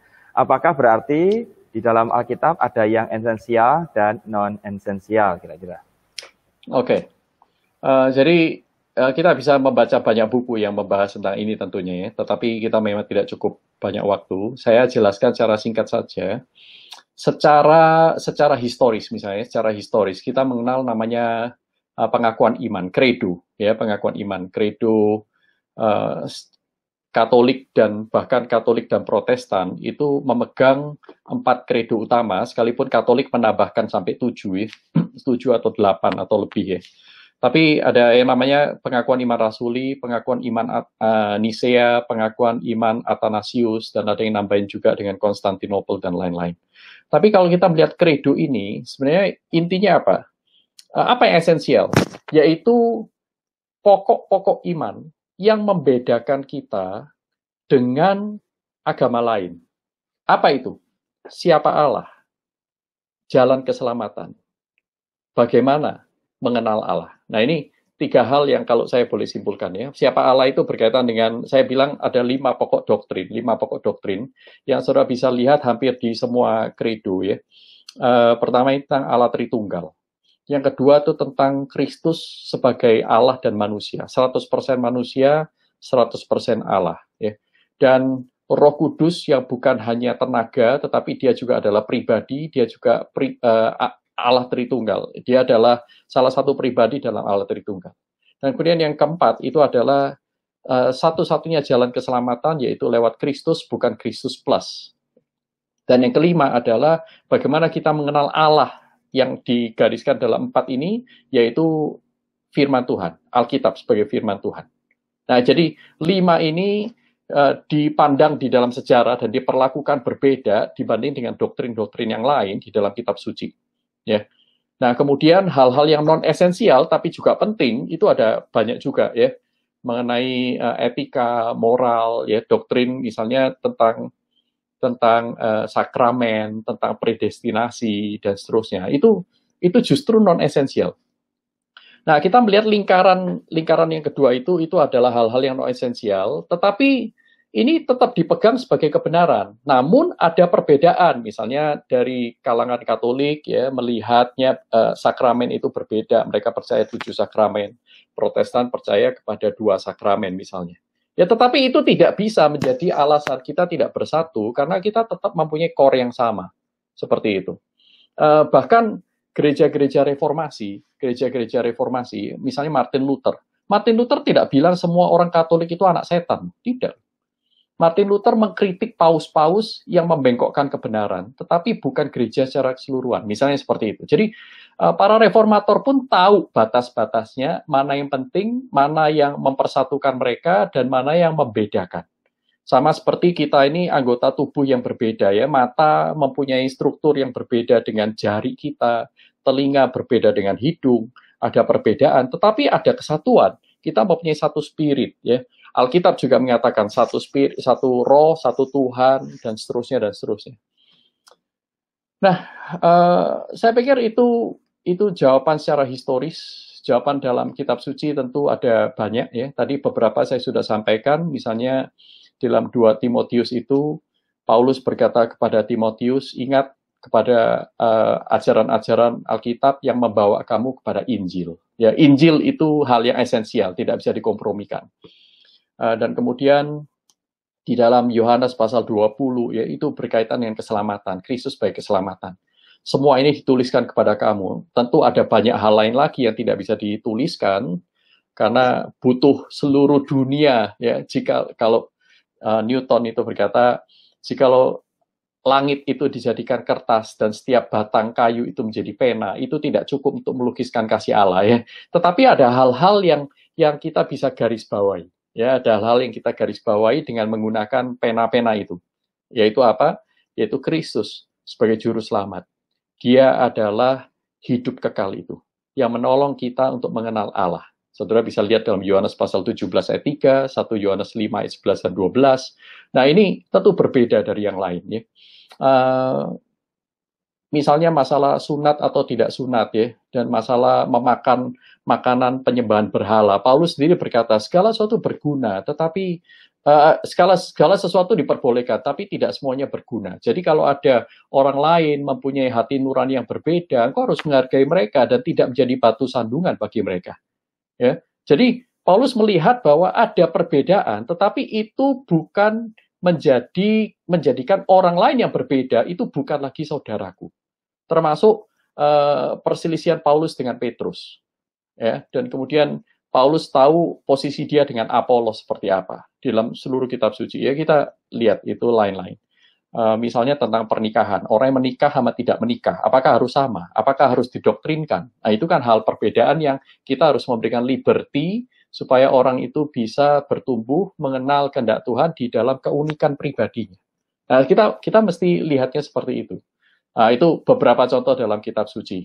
Ya, semoga menjawab pertanyaan dari Ibu Oki Wiratama Siagian.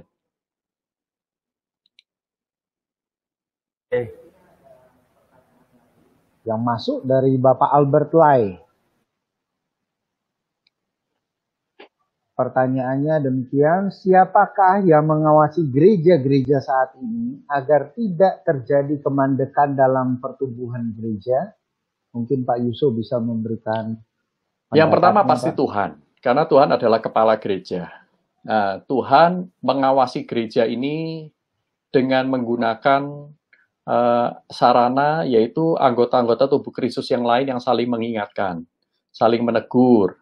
Ya, itulah sebabnya dalam Kolose 3 ayat 16, Paulus pun berkata, hendaklah perkataan Kristus diam dengan segala kekayanya di antara kamu, sehingga kamu satu dengan yang lain itu saling mengajar, saling menegur, ya, dan kemudian bermazmur, memuji Tuhan, dan seterusnya, sehingga di dalam segala hal nama Tuhan itu dipermuliakan.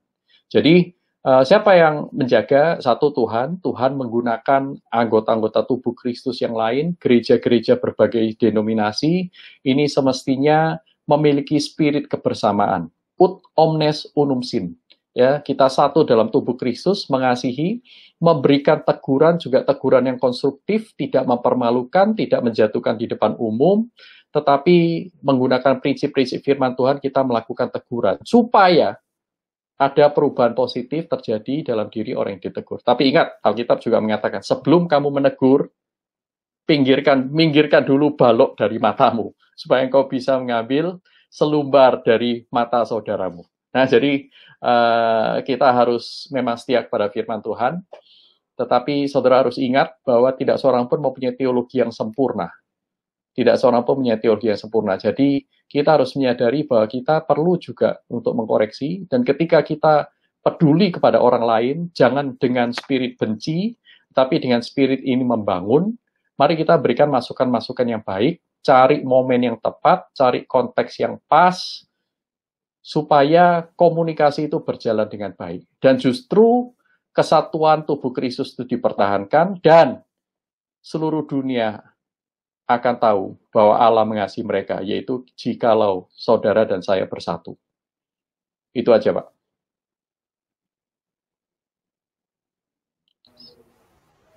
Jawaban yang sudah diberikan.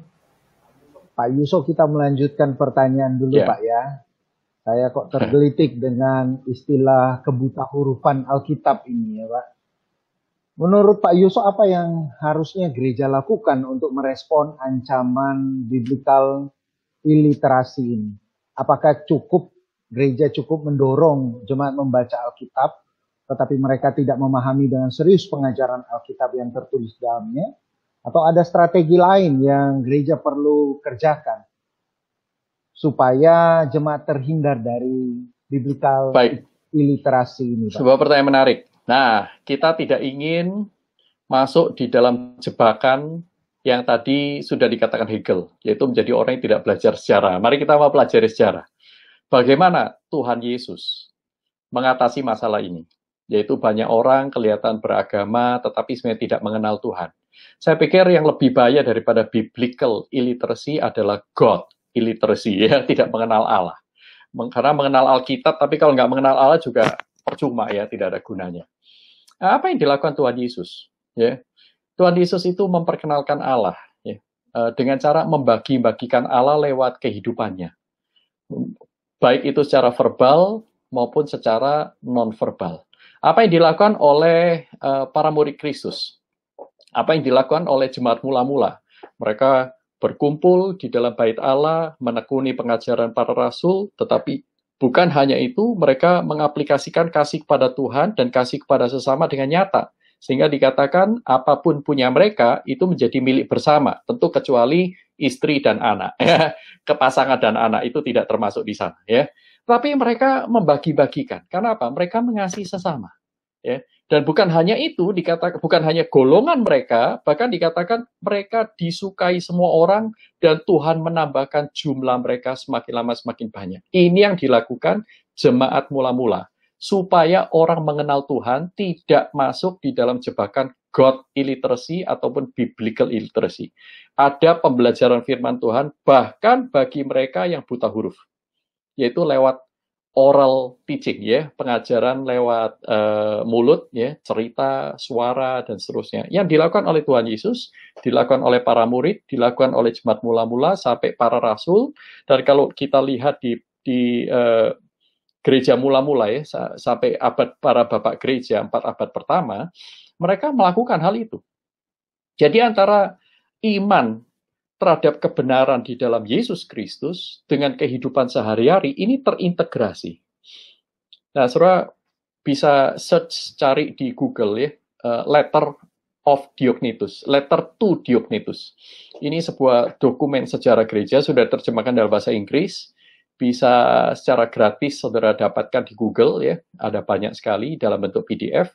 Di sana itu dikatakan bahwa sebuah kisah orang yang sedang berapologetika melawan penguasa, dan dikatakan di sana bahwa kenapa engkau menindas kami, padahal kami ini monogami, ya, kami monogami, kami justru menolong orang miskin, kami memelihara orang yang terlantar, kami memberi makan orang lapar, kami memberikan pakaian kepada mereka yang telanjang, kami mengunjungi mereka yang ada di penjara, persis seperti yang Tuhan Yesus katakan dalam Matius 25. Pada saat aku lapar, kau berikan aku makanan. Pada saat aku haus, kau berikan aku minuman. Dan seterusnya, dan seterusnya. Nah, saudaraku, ini menunjukkan apa? Bahwa mereka menghadirkan Allah. Betul-betul menjadi tubuh Kristus yang terlihat, bisa dilihat, bisa dirasakan, bisa didengar, bisa dialami oleh orang-orang sekitarnya. Sama seperti tubuh Kristus yang berinkarnasi 2000 tahun yang lalu, tubuh Kristus, yaitu gerejanya, itu melakukan hal yang sama. Ini strategi Tuhan. Dan di dalam abad reformasi itu dikembalikan lagi, ya. Makanya Calvin itu ya paling tidak setuju kalau orang itu hanya belajar menghafal ayat Alkitab, hanya pintar berdebat. Calvin mengatakan dalam salah satu bagian di institusionya itu seperti ini, omnis recta cognitio Dei ab obedientia nascitur. Artinya apa? segala pengenalan yang sejati akan Allah lahir dari ketaatan. Dan mungkin ini yang senada dengan Albert Mohler ya, bahwa kita tidak bisa mengenal Allah lebih dari yang kita alami. Dan saudara tidak bisa mengalami lebih dari yang Anda taati. Anda tidak bisa menaati lebih dari yang Anda ketahui. Kita tahunya dari mana? Tahu Allah dan kebenaran dan kehendaknya dari kitab suci. Tapi tidak cukup ditahu, kita mengenal dia sebagai Allah, sebagai Tuhan, kita lanjut dalam ketaatan. Ketika kita taat melakukan firman, kita mengalami kebenaran Alkitab dan kebenaran bahwa Allah menyertai, kita mengenal Tuhan. Dan hanya dengan mengenal Tuhan, saudara bisa ya menjadi tubuh Kristus yang terlihat, yang menghadirkan Allah di dalam kehidupan orang-orang di sekitar kita. Semoga ini menjawab ya, Pak Otniel. Wah, menarik sekali Pak Yusuf yang disampaikan, begitu ya. Yang ditakutkan bukan biblical illiterasi, tetapi God illiterasi. Dan saya pikir ini sesuatu yang sekali lagi memberikan dorongan bagi kita seharusnya gereja-gereja, para hamba Tuhan, juga jemaat, bagaimana mereka mengenal Allah melalui ketaatan. Nah, satu bagian yang menarik tadi dikatakan bahwa segala pengenalan yang sejati dengan Allah itu dimulai dengan ketaatan. Jadi tidak cuman belajar firman, mengerti firman, tetapi bagaimana menghidupi firman. Begitu ya Pak Yusuf ya? Ya. Baik, berikutnya kita akan lanjutkan dengan pertanyaan dari yang dikirim ke WA hotline gereja. Pertanyaannya adalah, bagaimana gereja bisa mengajarkan firman Tuhan secara transformatif? Metode apakah yang paling efektif mengingat kemajemukan usia dan kedewasaan rohani yang berbeda-beda pada jemaat Tuhan? Mungkin Pak Yusuf bisa saya suka dengan istilah transformatif ini ya. Transformatif artinya ada perubahan hidup yang nyata. Jadi tidak puas dan tidak berhenti pada level informatif, ya informatif. Nah, gereja mesti mengevaluasi diri dari transformasi kehidupan dalam jemaatnya, bukan cuman informasi. Apalagi yang paling parah lagi adalah hanya mengukurnya dari performance. Yang penting saya sudah ini, sudah itu, masalah mendarat atau mendarat terserah. Nah, jadi saya pikir kalau mengenai bagaimana mengajar firman Tuhan secara transformatif, maka kita harus mengubah paradigma kita. Tidak bisa tidak. Gereja tidak bisa menggunakan paradigma entertainment center. Saudara jangan katakan hanya gereja tertentu itu yang entertainment center karena doktrinnya begini-begini. No, saudaraku. Entertainment center itu adalah entertainment center tidak peduli menu entertainmentnya apa. Ya, ada orang yang entertainmentnya itu musik klasik, ada orang yang entertainmentnya itu musik zaman tertentu, ada orang yang entertainmentnya dangdut dan seterusnya. Bukan masalah itu, bukan masalah jenis lagunya, bukan masalah jenis ibadahnya, bukan masalah gedungnya berapa besar. Ya, tetapi entertainment center adalah entertainment center berfokus kepada jemaat sebagai konsumen. Berusaha untuk melayani jemaat, sehingga yang dipikirkan adalah apakah jemaat minggu depan datang lagi enggak. Ini saudara memperlakukan mereka sebagai konsumen. Ya. Apakah jemaat memberikan persembahan lebih banyak? Waduh, celaka saudaraku ya. Apakah jemaat itu lebih peduli kepada kegiatan-kegiatan gereja? Saudara jadi konsumen.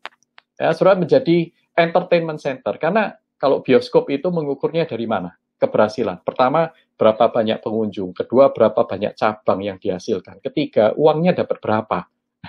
Tapi kalau gereja ingin mengajar secara transformatif, seperti yang Tuhan Yesus kerjakan, dan Tuhan Yesus amanatkan kepada gereja, maka saudara harus mengubah paradigma itu dari entertainment center menjadi training center, menjadi school, menjadi education center.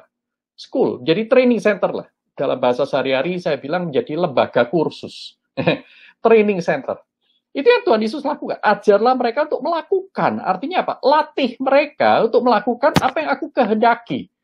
Ajak mereka untuk mengikut Kristus dan melakukan apa yang aku lakukan, apa yang aku ingin mereka lakukan. Gitu. Nah, jadi yang harus diukur adalah berapa banyak jemaat yang mengenal Tuhan secara pribadi dan secara komunal, dan sampai sejauh mana pengenalan itu ditranslasikan atau diterjemahkan dalam hidup sehari-hari, apakah dia menjadi garam dan terang dunia di tengah keluarganya, di tempat kerjanya, bagaimana dia mengatur uangnya, bagaimana dia mengatur waktunya, apakah sudah untuk memuliakan Allah atau tidak, atau Allah itu hanya jadikan aksesoris di hari-hari tertentu, cinta lokasi hanya hari Minggu misalnya, kita, wah cinta Tuhan, aku mengasihi engkau, tapi cuma waktu itu. So, sehari-hari hidupnya mereka tidak pernah dilatih bagaimana mencintai Tuhan dalam hidup sehari-hari. Nah, ini nggak benar nih. Gereja itu harus jadi training center.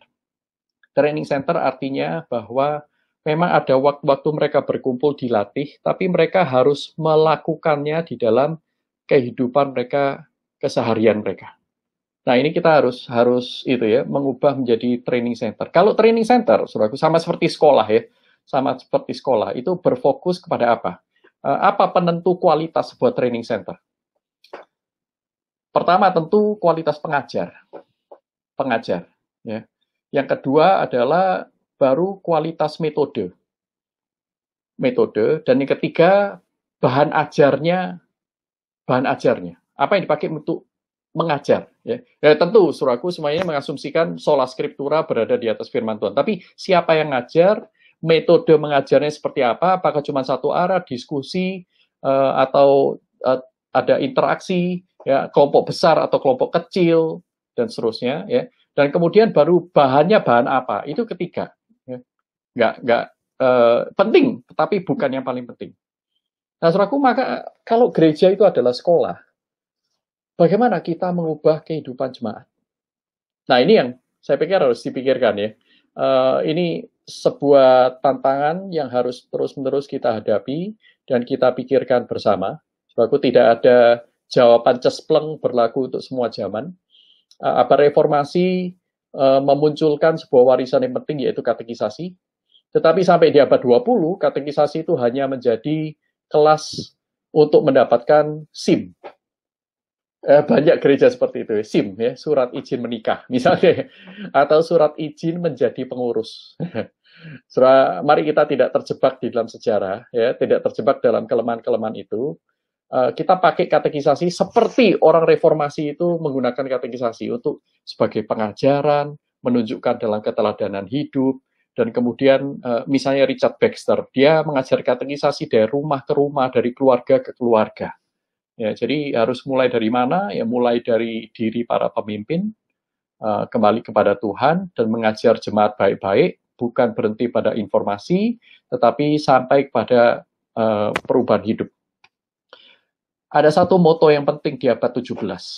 Orang-orang reform di abad 17 membuat satu moto penting, yaitu the end of all theology is doxology. Akhir dari semua pembelajaran tentang teologi, akhir dari seluruh teologi, tujuan dari berteologi adalah doxologi, memuliakan Allah. Nah, ini yang penting, yang jarang sekali dipelajari, karena yaitu tadi, banyak orang tidak belajar dari sejarah ya. Kalau kita belajar dari sejarah, teologi reform itu sangat indah, sangat menarik, sangat konsisten, dan pada saat yang sama itu sangat atraktif bagi orang untuk ingin mengenal Allah lebih dan lebih lagi. Mari kita tidak berhenti pada informasi. Saya setuju dengan sentimen dari pertanyaan ini. Kita harus push diri kita, ya, berdoa untuk gereja kita menjadi gereja yang mentransformasi kehidupan jemaatnya. Kira-kira itu Pak Orniel.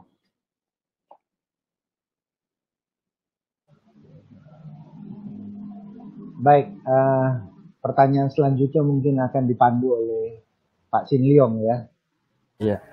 Silakan Pak. Ya, Pak Yusuf, thank you untuk jawaban yang diberikan tadi ya. Sebetulnya sebelum ini saya ingin tanya terlebih dahulu sih, teman ini sudah nongol duluan. Ya baiklah ya. Ini ada satu dari author Wisnu ya, bertanya bahwa di era pandemi bagaimana kita menghidupi firman Allah dalam kehidupan sehari-hari, terutama dalam dalam PI ini. Ini terkait dengan PI. Saya langsung kepada tips-tips praktis ya kayaknya ya. Menghidupi firman Allah ya dimulai dengan kita bergantung kepada Allah, mengenal firman Allah, mempelajari dia, terpesona, disentuh oleh Allah sendiri, sehingga dari semangat kita mengenal Allah itu kita bagikan, kita sharing kepada orang-orang di sekitar kita, pada suami, istri, kakak, adik, termasuk juga anak-anak kita ya. Dan saudara, di dalam masa pandemi, sekalipun kita lockdown, ada social physical distancing, tapi kita bisa menggunakan teknologi. Ya, kita bisa membesuk secara elektronik ya, e-visitasi ya.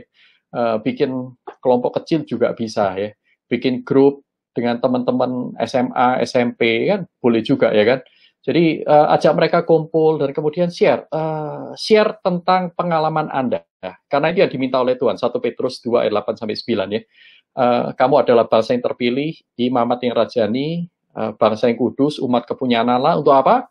Menceritakan, men-sharingkan perbuatan Allah yang telah memanggil kau dari gelap kepada terangnya yang ajaib. Sharing aja. Bagikan firman Tuhan. Nanti kalau mereka bilang, kok kamu bisa begitu ya? Nah, kamu mau tahu nggak? Ya, kalau kamu mau tahu, aku ceritain gitu. Nah, saudara akhirnya memberitakan Injil dalam suasana yang friendship. Jadi menarik ya. Nah, itu beberapa hal ya. Saudara bisa membagikan Injil dengan bekerja sama dengan institusi-institusi tertentu. Saudara bisa memberikan persembahan uang, memberikan kepada seminari-seminari yang sedang struggle keuangan di masa pandemi ini, di mana donatur-donatur juga mengalami ketatnya ekonomi. Saudara bisa melakukan banyak hal. Ya, ada banyak hal. Cuman, you just need to be creative. Ya, lebih kreatif sedikit. Saya pikir itu jawaban saya untuk pertanyaan tadi, Pak Sinlyong ya. Ya, thank you Pak Yusuf ya untuk jawaban yang diberikan bagi penanya yaitu Saudara Altor Wisnu ya. Nah, di sesi ini atau bagian yang kedua ini kan kita terkait dengan memahami, menghayati semangat sola scriptura dalam konteks kehidupan praktis jemaat Tuhan hari ini Pak. Tadi sudah panjang lebar begitu ya, lalu gereja juga diingatkan supaya gereja boleh menjadi training center dan sebagainya begitu. Nah, saya pikir jemaat juga perlu menggugah diri nih untuk belajar firman Tuhan ya. Jangan sampai bawa tiap hari firman Tuhan dalam gadget, itu Alkitab elektronik begitu ya, mungkin cuma sekedar baca dan sebagainya. Nah, tetapi ada sesuatu yang kemudian memang begini Pak, ada kadang jemaat itu bergumul ya, tanya gini. Misalkan kadang tanya kepada saya gini, Pak Sinlyong, saya ini kepingin ngerti firman Tuhan, saya ini sebenarnya suka baca firman Tuhan, tapi kadang nggak ngerti. Nah, memang kadang kami hamba Tuhan, kami akan jelaskan hal-hal praktis begitu untuk mereka, untuk jemaat Tuhan. Nah, Pak Yusuf mungkin ada tips atau ada sesuatu langkah-langkah praktis Pak, yang jemaat mungkin hari ini yang melihat kopi ini pun, mereka juga boleh menghayati yang namanya dinamika sola scriptura itu dalam kehidupan mereka, khususnya dalam memahami firman. Karena ketika mereka memahami firman, mereka boleh mengenal Tuhan dengan benar, dan mereka juga boleh taat dan mengerti kebenaran, dan kebenaran itu membuat mereka boleh memuliakan nama Tuhan. Nah, kira-kira apa Pak? Ya. Dulu waktu saya pemuda, saya juga mengumpulkan hal yang sama. Itu yang saya tanyakan waktu kita berada di dalam retret Bible Camp Sinode GKA ya. Waktu itu saya jadi utusan Gloria untuk hadir di retret itu, dan salah satu pembicaranya adalah Pendeta Hasan Sutanto. Saya sangat berhutang dengan beliau untuk ilustrasi ini. Beliau mengatakan bahwa Alkitab itu seperti lautan yang luas. Semua orang yang ingin memancing ikan di sana akan mendapatkan ikan. Karena ikannya itu banyak sekali. Tapi, entah Anda memancing dengan tongkat pancing yang tradisional, atau alat pancing yang lebih otomatis, atau Anda menggunakan perahu besar, perahu kecil, pakai jaring, pakai pukat, ya, atau pakai sonar, pakai GPS, dan seterusnya, itu akan mempengaruhi berapa banyak uang yang berapa banyak ikan yang akan Anda dapatkan. Ya, jadi, Alkitab itu kita bisa dekati dengan cara apapun. Kalau semakin kita memperlengkapi diri, maka kita akan bisa menggali lebih banyak. Ya, menggali lebih banyak. Jadi, bagaimana langkah-langkahnya? Saya share pengalaman saya pribadi aja ya. Pertama-tama saya jadi anak Tuhan, saya mencoba membaca Alkitab ya. Wah, lagi semangat, cinta Tuhan ya. Saya baca Alkitab, mulai dari kitab Kejadian, ya seperti yang saudara bisa tebak, biasanya berhentinya di imamat dan bilangan, imamat atau bilangan. Kita berhenti di sana ya. Setelah itu, poin ini nggak ngerti ya. Kalau Kejadian masih ngerti-ngerti lah ya. Keluaran, oke, membelah laut merah ya, kita tahu ya. Sampai di imamat, ini apa ini ya? Nggak ngerti bahasanya, kulturnya beda sekali dengan kita. Mengapa para imam seperti itu? Kenapa yang seperti ini? Waduh. 1 kali 2 kali saya baca terus akhirnya bosen, ngantuk, akhirnya ya tidak diteruskan ya. Tapi kemudian waktu saya masuk di Gloria, di sana ada kelas PA remaja ya.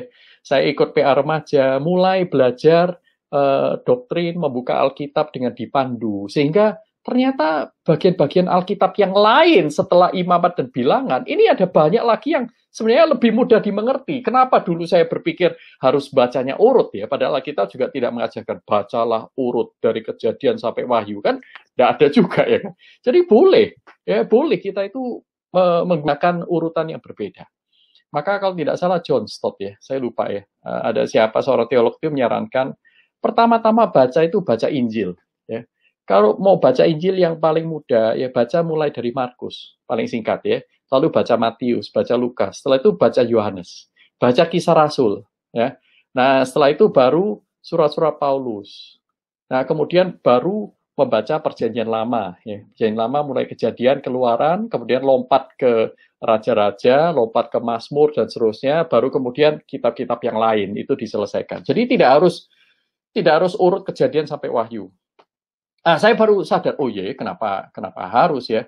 Nah, kenapa saya bisa mengalami kesadaran seperti itu? Karena saya berkumpul dengan pembelajar Alkitab yang lain. Nah, ini penting.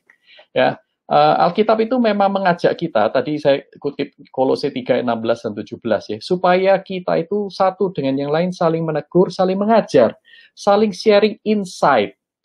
Jadi jangan begitu nggak ngerti lalu putus asa.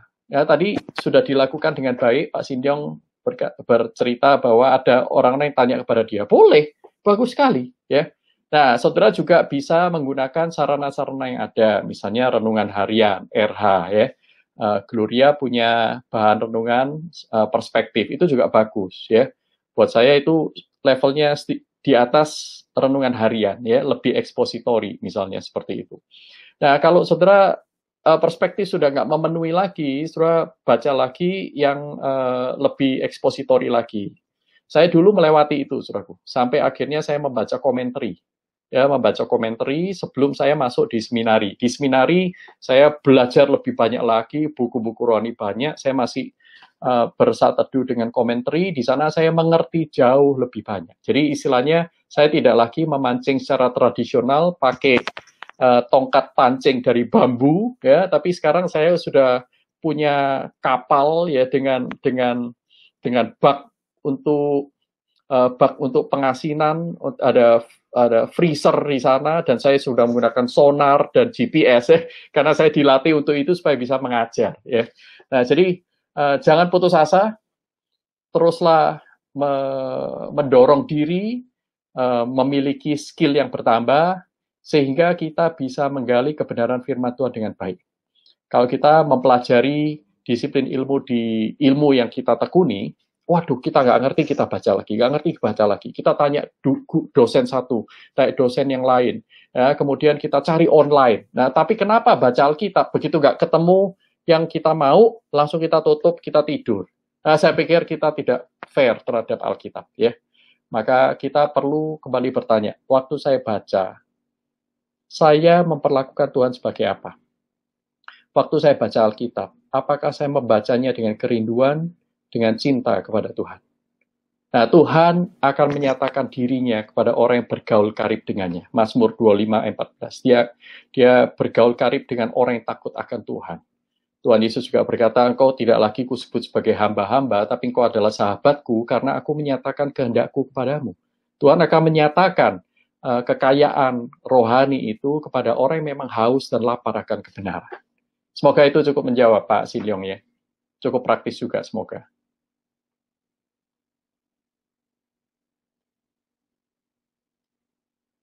Thank you Pak Yusuf untuk tips-tips praktisnya ya. Saya diingatkan tadi bahwa memang Alkitab seperti lautan luas ya. Jadi jemaat Tuhan jangan sampai putus asa.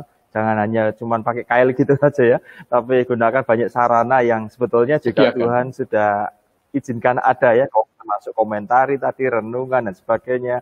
Nah, kiranya jemaat tidak putus asa, tetapi berjuang untuk mengenal kebenaran. Jikalau kita mencintai Tuhan, pasti Amin. Kita juga mencintai firman Tuhan. Nah, Pak Yusuf, nampaknya bagian ini, sesi ini cukup panjang ya. Ini waktu sudah 1,5 jam, hanya 2 bagian memang. Nah, kita akan langsung segera masuk ke pertanyaan saja. Bagi Bapak Ibu yang ingin mengajukan pertanyaan, mari segera kirim pertanyaan Bapak Ibu ke kolom chat YouTube GKA Gloria atau ke nomor WA yang sudah disediakan. Dan narasumber akan memberikan jawaban yang mungkin boleh menjadi berkat bagi Bapak Ibu. Nah, kita akan masuk ke sesi yang ketiga. Bagian yang ketiga ini bicara tanya jawab. Sambil menunggu tanya jawab yang diberikan dari jemaat, Pak Yusuf, ada beberapa pertanyaan yang mungkin saya dan Pak Ot akan coba mengawalinya ya, mengawalinya. Ada satu pertanyaan, Pak Ot mungkin boleh bertanya terlebih dahulu. Jemaat sebenarnya yang coba kita formulasikan, apakah arti sola scriptura berarti kita hanya memegang kebenaran firman Tuhan tanpa mau tahu atau mempercayai kebenaran keilmuan lainnya? Nah, menurut Pak Yusuf ini bagaimana, Pak? Oke, jadi ada istilah untuk itu ya. Jadi sola scriptura bukan nuda scriptura. Sola scriptura itu artinya Alkitab adalah satu-satunya otoritas yang paling tinggi, tetapi bukan satu-satunya otoritas yang boleh digunakan. Tapi dia adalah yang paling tinggi. Otoritas yang lain harus tunduk di bawah kitab suci. Nah, ini sola scriptura. Ya, dalam apa? Tentu bukan sebagai primbon, ya, tetapi dalam memandu iman dan hidup orang percaya di hadapan Tuhan. Ini maksudnya sola scriptura. Jadi bukan nuda scriptura. Ya, artinya bahwa kalau nuda scriptura itu percaya bahwa Alkitab itu satu-satunya yang harus kita konsultasikan. Ya, kita tidak boleh berkonsultasi dengan sejarah, tidak boleh berkonsultasi dengan tradisi. Kita harus buang semua ilmu kedokteran, ya, ilmu-ilmu yang lain. Nah, ini nuda scriptura. Nah, reformasi tidak mengajarkan nuda scriptura. Reformasi mengajarkan sola scriptura. Dan di dalam moto Injili itu mengatakan all truth is God's truth. Semua kebenaran adalah kebenaran Allah. Teologi Reform mengajarkan ada yang namanya kebenaran khusus, ada kebenaran umum, ada wahyu khusus, ada wahyu umum. Nah, wahyu khusus ini ada dalam kitab suci yang menerangi wahyu umum, yang membuat wahyu umum itu bisa dimengerti, bisa meaningful secara spiritual, ya, meaningful spiritually.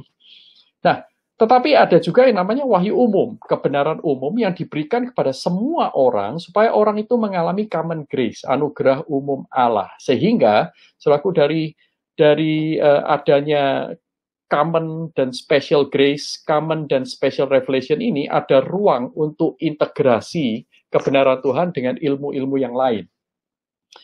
Itu sebabnya orang Kristen tidak anti kepada filsafat, tidak anti kepada psikologi, tidak anti kepada sosiologi, tidak anti kepada matematika. Kalau anti itu aneh banget ya. Anti itu malah aneh sekali. Kalau saudara sakit ya saudara ke dokter. Saudara tidak keberatan anak-anak Anda diajar matematika. Berarti Anda menerima itu sebagai sebuah kebenaran yang sekalipun kita tahu itu kebenaran yang sifatnya umum. Yang memang kita percaya itu berasal dari Allah dan tidak terpisah dari diri Allah. Cuman itu sifatnya umum. Ya. Dan kita percaya bahwa kalau sola scriptura, orang bertanya lagi, loh, scriptura yang mana? Ya, Alkitab yang mana? Perjanjian Barukah? Atau hanya Injilkah? Sinopsis atau hanya perkataan-perkataan Tuhan Yesus yang bercetak merah. Nah, dalam hal ini kita juga harus memberikan klarifikasi. Sola scriptura yang dimaksud adalah tota scriptura, yaitu Alkitab di dalam keseluruhan kitabnya. Ya. Tetapi bukan hanya perkataan-perkataan tertentu, ayat-ayat favorit, hafalan, dan seterusnya. Nah, saya pikir ini yang dimaksud dengan sola scriptura. Dia adalah tota scriptura, tetapi bukan nuda scriptura. Tota scriptura dalam hal skop seluruh kitab, tetapi dia bukan nuda scriptura dalam hal dia satu-satunya otoritas. Ya, sola scriptura artinya Alkitab adalah satu-satunya otoritas yang tertinggi dalam memandu iman dan hidup orang percaya. Tetapi bukan satu-satunya. Ya, bukan satu-satunya otoritas yang boleh kita pertimbangkan. Seperti itu Pak Otniel, semoga cukup jelas ya. Baik, dan saya bisa menyimpulkan dengan satu istilah tadi yang Pak Yusuf juga kutip, yaitu integrasi sebenarnya. Yeah. Jadi ketika kita memahami sola scriptura itu bukan berarti bahwa kita menolak ilmu pengetahuan yang lain, tetapi itu menjadi integrasi, di mana sola scriptura tentu akan menjadi satu kebenaran yang kita pahami bersama, dan itu menjadi panduan bagi kita untuk melihat ilmu-ilmu yang lain yang dipakai juga oleh Tuhan. Begitu ya Pak Yusuf ya? Iya, iya. Karena selama ini banyak jemaat yang menganggap bahwa ketika sola scriptura itu betul-betul mereka pegang, bahwa mereka menolak yang lain gitu loh. Nah ini saya pikir sesuatu yang mungkin keliru ya. Tapi penjelasan malam ini cukup baik. Pak Yusuf memberikan satu pemahaman. Dan yang lebih penting Pak, ada satu juga istilah yang tadi digunakan, nuda scriptura ya. Dan saya pikir itu ya harusnya gereja, hamba Tuhan, jemaat bisa memahami itu dengan baik. Mungkin pertanyaan selanjutnya dari Pak Sin Leong.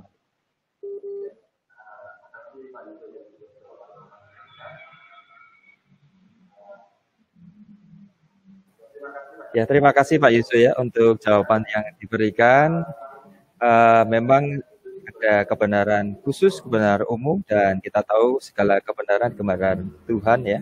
Nah, ini ada pertanyaan dari jemaat Pak Yusuf ya. Mungkin boleh kita coba perhatikan ya. Adakah metode atau parameter untuk menilai atau mengetahui tingkat kerohanian jemaat? Mungkin kita kadang-kadang berpikir begini, kalau orang sudah hafal Alkitab, oh berarti ini pasti rohaninya tinggi, gitu misalkan ya. Atau kalau kita sudah mengenal doktrin, begitu ya, mungkin kerohaniannya, wah ini sudah luar biasa, misalkan begitu. Apakah ada mungkin parameter ya, gitu, atau ada metode-metode untuk memahami tingkat kerohanian jemaat ini, Pak? Well, kalau parameter tentunya ya Alkitab ya. Parameter artinya Alkitab. Misalnya seorang itu rohaninya tinggi kalau dia itu dipimpin oleh Roh Kudus. Dipenuhi oleh Roh Kudus. Nah, Roh Kudus itu memenuhi. Memenuhi itu artinya ada yang penuh sekali, ada yang 3/4 penuh, ada yang setengah penuh, dan seterusnya ya. Jadi itu akan terlihat di dalam hidup sehari-hari sebenarnya. Itu parameter ya. Apakah hidupnya itu betul-betul gospel-centered ya, God-centered. Bagaimana dia memperlakukan orang lain. Ini yang Tuhan Yesus katakan bahwa kita bisa mengetahui pohonnya itu dari buahnya. Ya kalau buahnya bagus berarti pohonnya bagus. Kalau buahnya jelek berarti pohonnya sedang tidak sehat. Ya ini secara prinsip umum dalam Alkitab. Tetapi kan tetap saja ya bahwa cara kita melihat fenomena itu tidak selalu benar. Sehingga kita juga paham sekali bahwa kita tidak boleh memutlakkan atau menghakimi orang lain. Ya. Contohnya aja sederhananya begini, untuk katakanlah untuk ada satu orang yang lahir di tengah keluarga broken home, dia biasa di-abuse, disiksa secara verbal, ya maupun secara fisik oleh orang tuanya itu papanya mabuk-mabukan, gambling, judi dan seterusnya. Sehingga tapi waktu dia menerima menerima Tuhan, dia menyerahkan hidupnya kepada Tuhan. Tetapi orang seperti ini kan perangainya masih terbawa ya, kehidupan lama itu masih terbawa ya. Dan misalnya dalam waktu 2-3 tahun, baru dia itu berhasil tidak bersumpah serapah. Misalnya begitu ya, baru berhasil tidak bersumpah serapah. Nah lalu kita bandingkan dengan satu orang yang lahir di tengah keluarga Kristen, yang keluarganya relatively speaking itu baik-baik dan seterusnya. Dan kemudian bertemu dengan orang ini. Nah kalau saudara tunjukkan dua orang ini, kita cenderung akan mengatakan mana yang lebih rohani. Kita selalu memilih berdasarkan parameter kita, toh. Kita pikir, oh ya tentu yang baik-baik ini ya, pakaiannya aja sopan, ya kan. Dia tidak pernah bersumpah serapah. Kalau ini dia baru berhasil untuk tidak bersumpah serapah. Nah, tapi jangan salah, ini kan baru fenomena. Ya, orang yang pertama ini, dia untuk mencapai level itu, dia itu bergumul dengan Tuhan, mengalami cinta Tuhan, dahsyat sekali ya, dia menyadari, dia setiap hari mungkin menangis untuk kelemahan-kelemahannya. Buat saya ini orang yang jauh lebih rohani. Jauh lebih rohani. Sama seperti ketika Tuhan Yesus memberikan perumpamaan tentang seorang pemungut cukai dan seorang Farisi yang berdoa itu. Ya. Jadi cara Tuhan melihat itu kadang-kadang tidak sama dengan cara kita melihat fenomena. Itu sebabnya hati-hati ketika kita mengukur hanya dari fenomena. Ya. Apakah kita bisa mengukur? Kita bisa mengukur pertumbuhan, tetapi kita tidak bisa mengukur bagaimana orang itu menyenangkan Tuhan dalam hidupnya. Kita tidak bisa. Padahal kerohanian yang lebih penting itu adalah bagaimana relasi orang itu dengan Tuhan. Nah, ini memang tricky ya. Ada beberapa penelitian itu untuk memberikan parameter, memberikan katakanlah variabel ya, istilahnya dalam penelitian itu variabel-variabel untuk mengukur spirituality ya, spiritual maturity. Ada beberapa komponen dan seterusnya. Tapi sekali lagi itu kan fenomena. Ya, fenomena yang dilandaskan pada asumsi-asumsi. Saya tidak mengatakan asumsi itu pasti keliru, tapi sekali lagi tetap itu tidak bisa menjadi katakanlah identikal dengan cara Tuhan dealing berhadapan dengan orang tersebut secara pribadi. Mungkin jawaban saya cukup di sana ya, agak gerambiang karena memang ini tidak mudah ya. Tidak mudah. Kita tidak bisa menyandarkan pada hal yang kita bisa lihat ya, pengamatan dan seterusnya. Itu bisa saja, boleh-boleh saja, tetapi jangan menghakimi. Itu aja sih. Oke. Ya, thank you Pak Yusuf untuk jawabannya. Wah, waktunya ini sudah cukup panjang, hampir 2 jam ini ya, hampir 2 jam. Boleh satu kali pertanyaan nih Pak Yusuf ya, kalau boleh saya bertanya nih Pak, karena ini memang menjadi pergumulan jemaat juga ya. Satu pertanyaan yang saya rasa mungkin perlu digumulkan juga sih. Ada orang berkata begini Pak Yusuf ya, dia membaca Alkitab begitu, dia membaca Alkitab dan kemudian waktu membaca Alkitab kemudian mendapat sesuatu ini, lalu dia merasa bahwa inilah kira-kira jawaban Tuhan bagi dia. Nah, yang menjadi kekhawatiran itu adalah begini, ketika seseorang itu merasa metode begini ini bahwa ini adalah jawaban Tuhan, tiba-tiba di tengah segala pergumulannya dia suntuk, lalu waktu membaca itu tiba-tiba yang dibaca adalah Yudas menggantung, misalkan begitu. Lalu tiba-tiba terpikir, wah jangan-jangan ini Tuhan berkata bahwa ya ini cara yang harus dilakukan, misalkan begitu. Bagaimana menurut Pak Yusuf dengan metode ini membaca Alkitab seperti itu? Ya, yang jelas Alkitab itu tidak boleh ditafsir dengan pikiran manusia. Paulus pun berkata begitu terhadap tulisan-tulisan Petrus, ya kan. Sehingga kita waktu membaca juga harus bertanggung jawab. Ya, tadi saya sempat menyebutkan bahwa sikap kita membaca itu penting untuk bisa mengerti kebenaran yang Tuhan ingin nyatakan. Apakah kita membaca dengan memiliki hati dan telinga seorang murid? Apakah kita membaca sebagai kekasih Allah?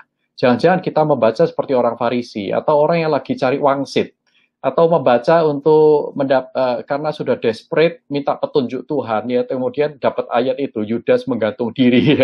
Nah, ini kan tentu kita tahu lah di dalam kondisi normal, wajar, akal sehat kita mengatakan bahwa itu bukan cara membaca yang baik. Jadi ya jangan paksakan ya. Lalu bagaimana kita cara membaca yang benar ya? Yang jelas saudaraku, Alkitab itu adalah penafsir terbaik untuk dirinya sendiri. Sehingga kita membaca Alkitab perlu kerendahan hati, bersandar kepada Roh Kudus. Karena apa? Kita tidak mengerti semua isi Alkitab. Kita bahkan mungkin saudara sudah membacanya berkali-kali, tapi bukan berarti saudara dalam tanda kutip bisa menguasainya. Nah, justru waktu kita membaca Alkitab, yang kita inginkan bukan kita menguasai Alkitab, tetapi Alkitab, firman Tuhan yang menguasai kita. Nah, ini sikap, mentalitas ini harus ada. Nah, jadi ini pra membaca ya. Pra membacanya adalah memiliki sikap yang benar, bergantung kepada Roh Kudus, rendah hati. Nah, itu sebabnya saudara dan saya perlu membaca itu dengan doa. Jadi kita berdoa sebelum membaca Alkitab itu bukan kebiasaan, tetapi karena ekspresi iman bahwa Tuhan, firman-Mu itu begitu dalam, begitu tinggi, tak terbatas, hikmat-Mu, bijaksana-Mu itu melampaui akal pikiran saya. Dan saat ini Engkau mengundang saya untuk mengerti. Tuhan, saya tahu saya tidak mampu, tetapi singkapkan kepada saya. Nah, saudara berdoa. Jangan doa hafalan yang biasa-biasa itu, yang tidak ada gunanya. Mean it when you pray it, ya kan? Sungguh-sungguh, itu pra membaca. Nah, kemudian waktu membaca, gunakan metode yang Anda bisa, dan sebaiknya metode itu juga bisa diperlengkapi dari hari ke hari. Seperti tadi ya, bukan cuma dengan kail, ya, tapi sekarang mulai dengan jaring, mulai investasi waktu, ya, belajar cara membaca Alkitab, menggunakan sarana-sarana, komentari, renungan harian, dan seterusnya. Agustinus itu berkata bahwa Alkitab itu tidak semuanya mempunyai level yang sama, level kemudahan yang sama untuk dimengerti. Ada hal-hal yang jelas kita baca langsung mengerti, Yesus adalah Tuhan, kita langsung mengerti, dia bersama-sama dengan Allah, dia adalah firman Allah selama-lamanya, kita tahu ya.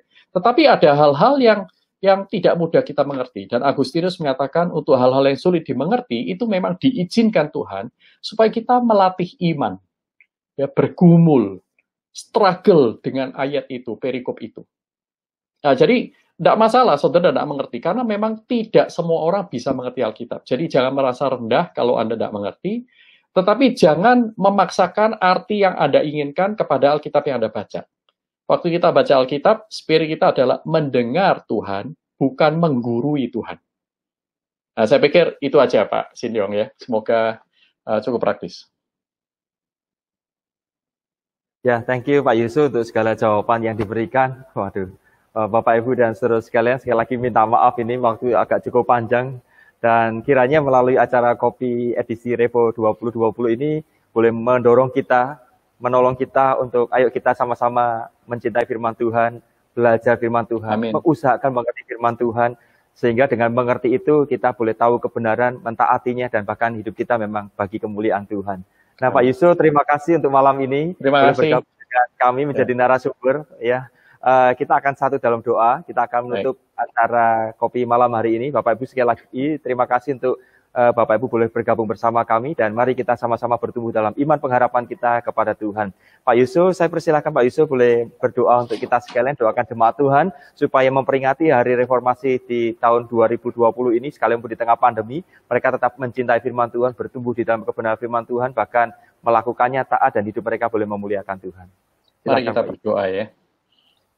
Bapa kami yang bertata dalam kerajaan surga, terima kasih untuk pekerjaan-Mu di dalam sejarah yang Engkau selalu ingatkan kami untuk melihat bahwa tangan Tuhan tidak pernah meninggalkan gereja-Mu.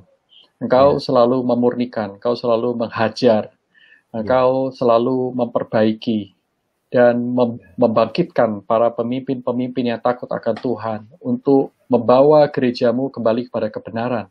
Karena kebenaran itulah yang akan membebaskan kami. Amin. Tuhan, pimpin kami bukan hanya menjadi pendengar-pendengar firman, tapi menjadi pelaku-pelaku firman. Jikalau kami tidak bisa melatih diri kami sendiri, berikan kami keberanian untuk dengan rendah hati meminta orang lain untuk melatih kami, orang yang lebih dewasa dari kami.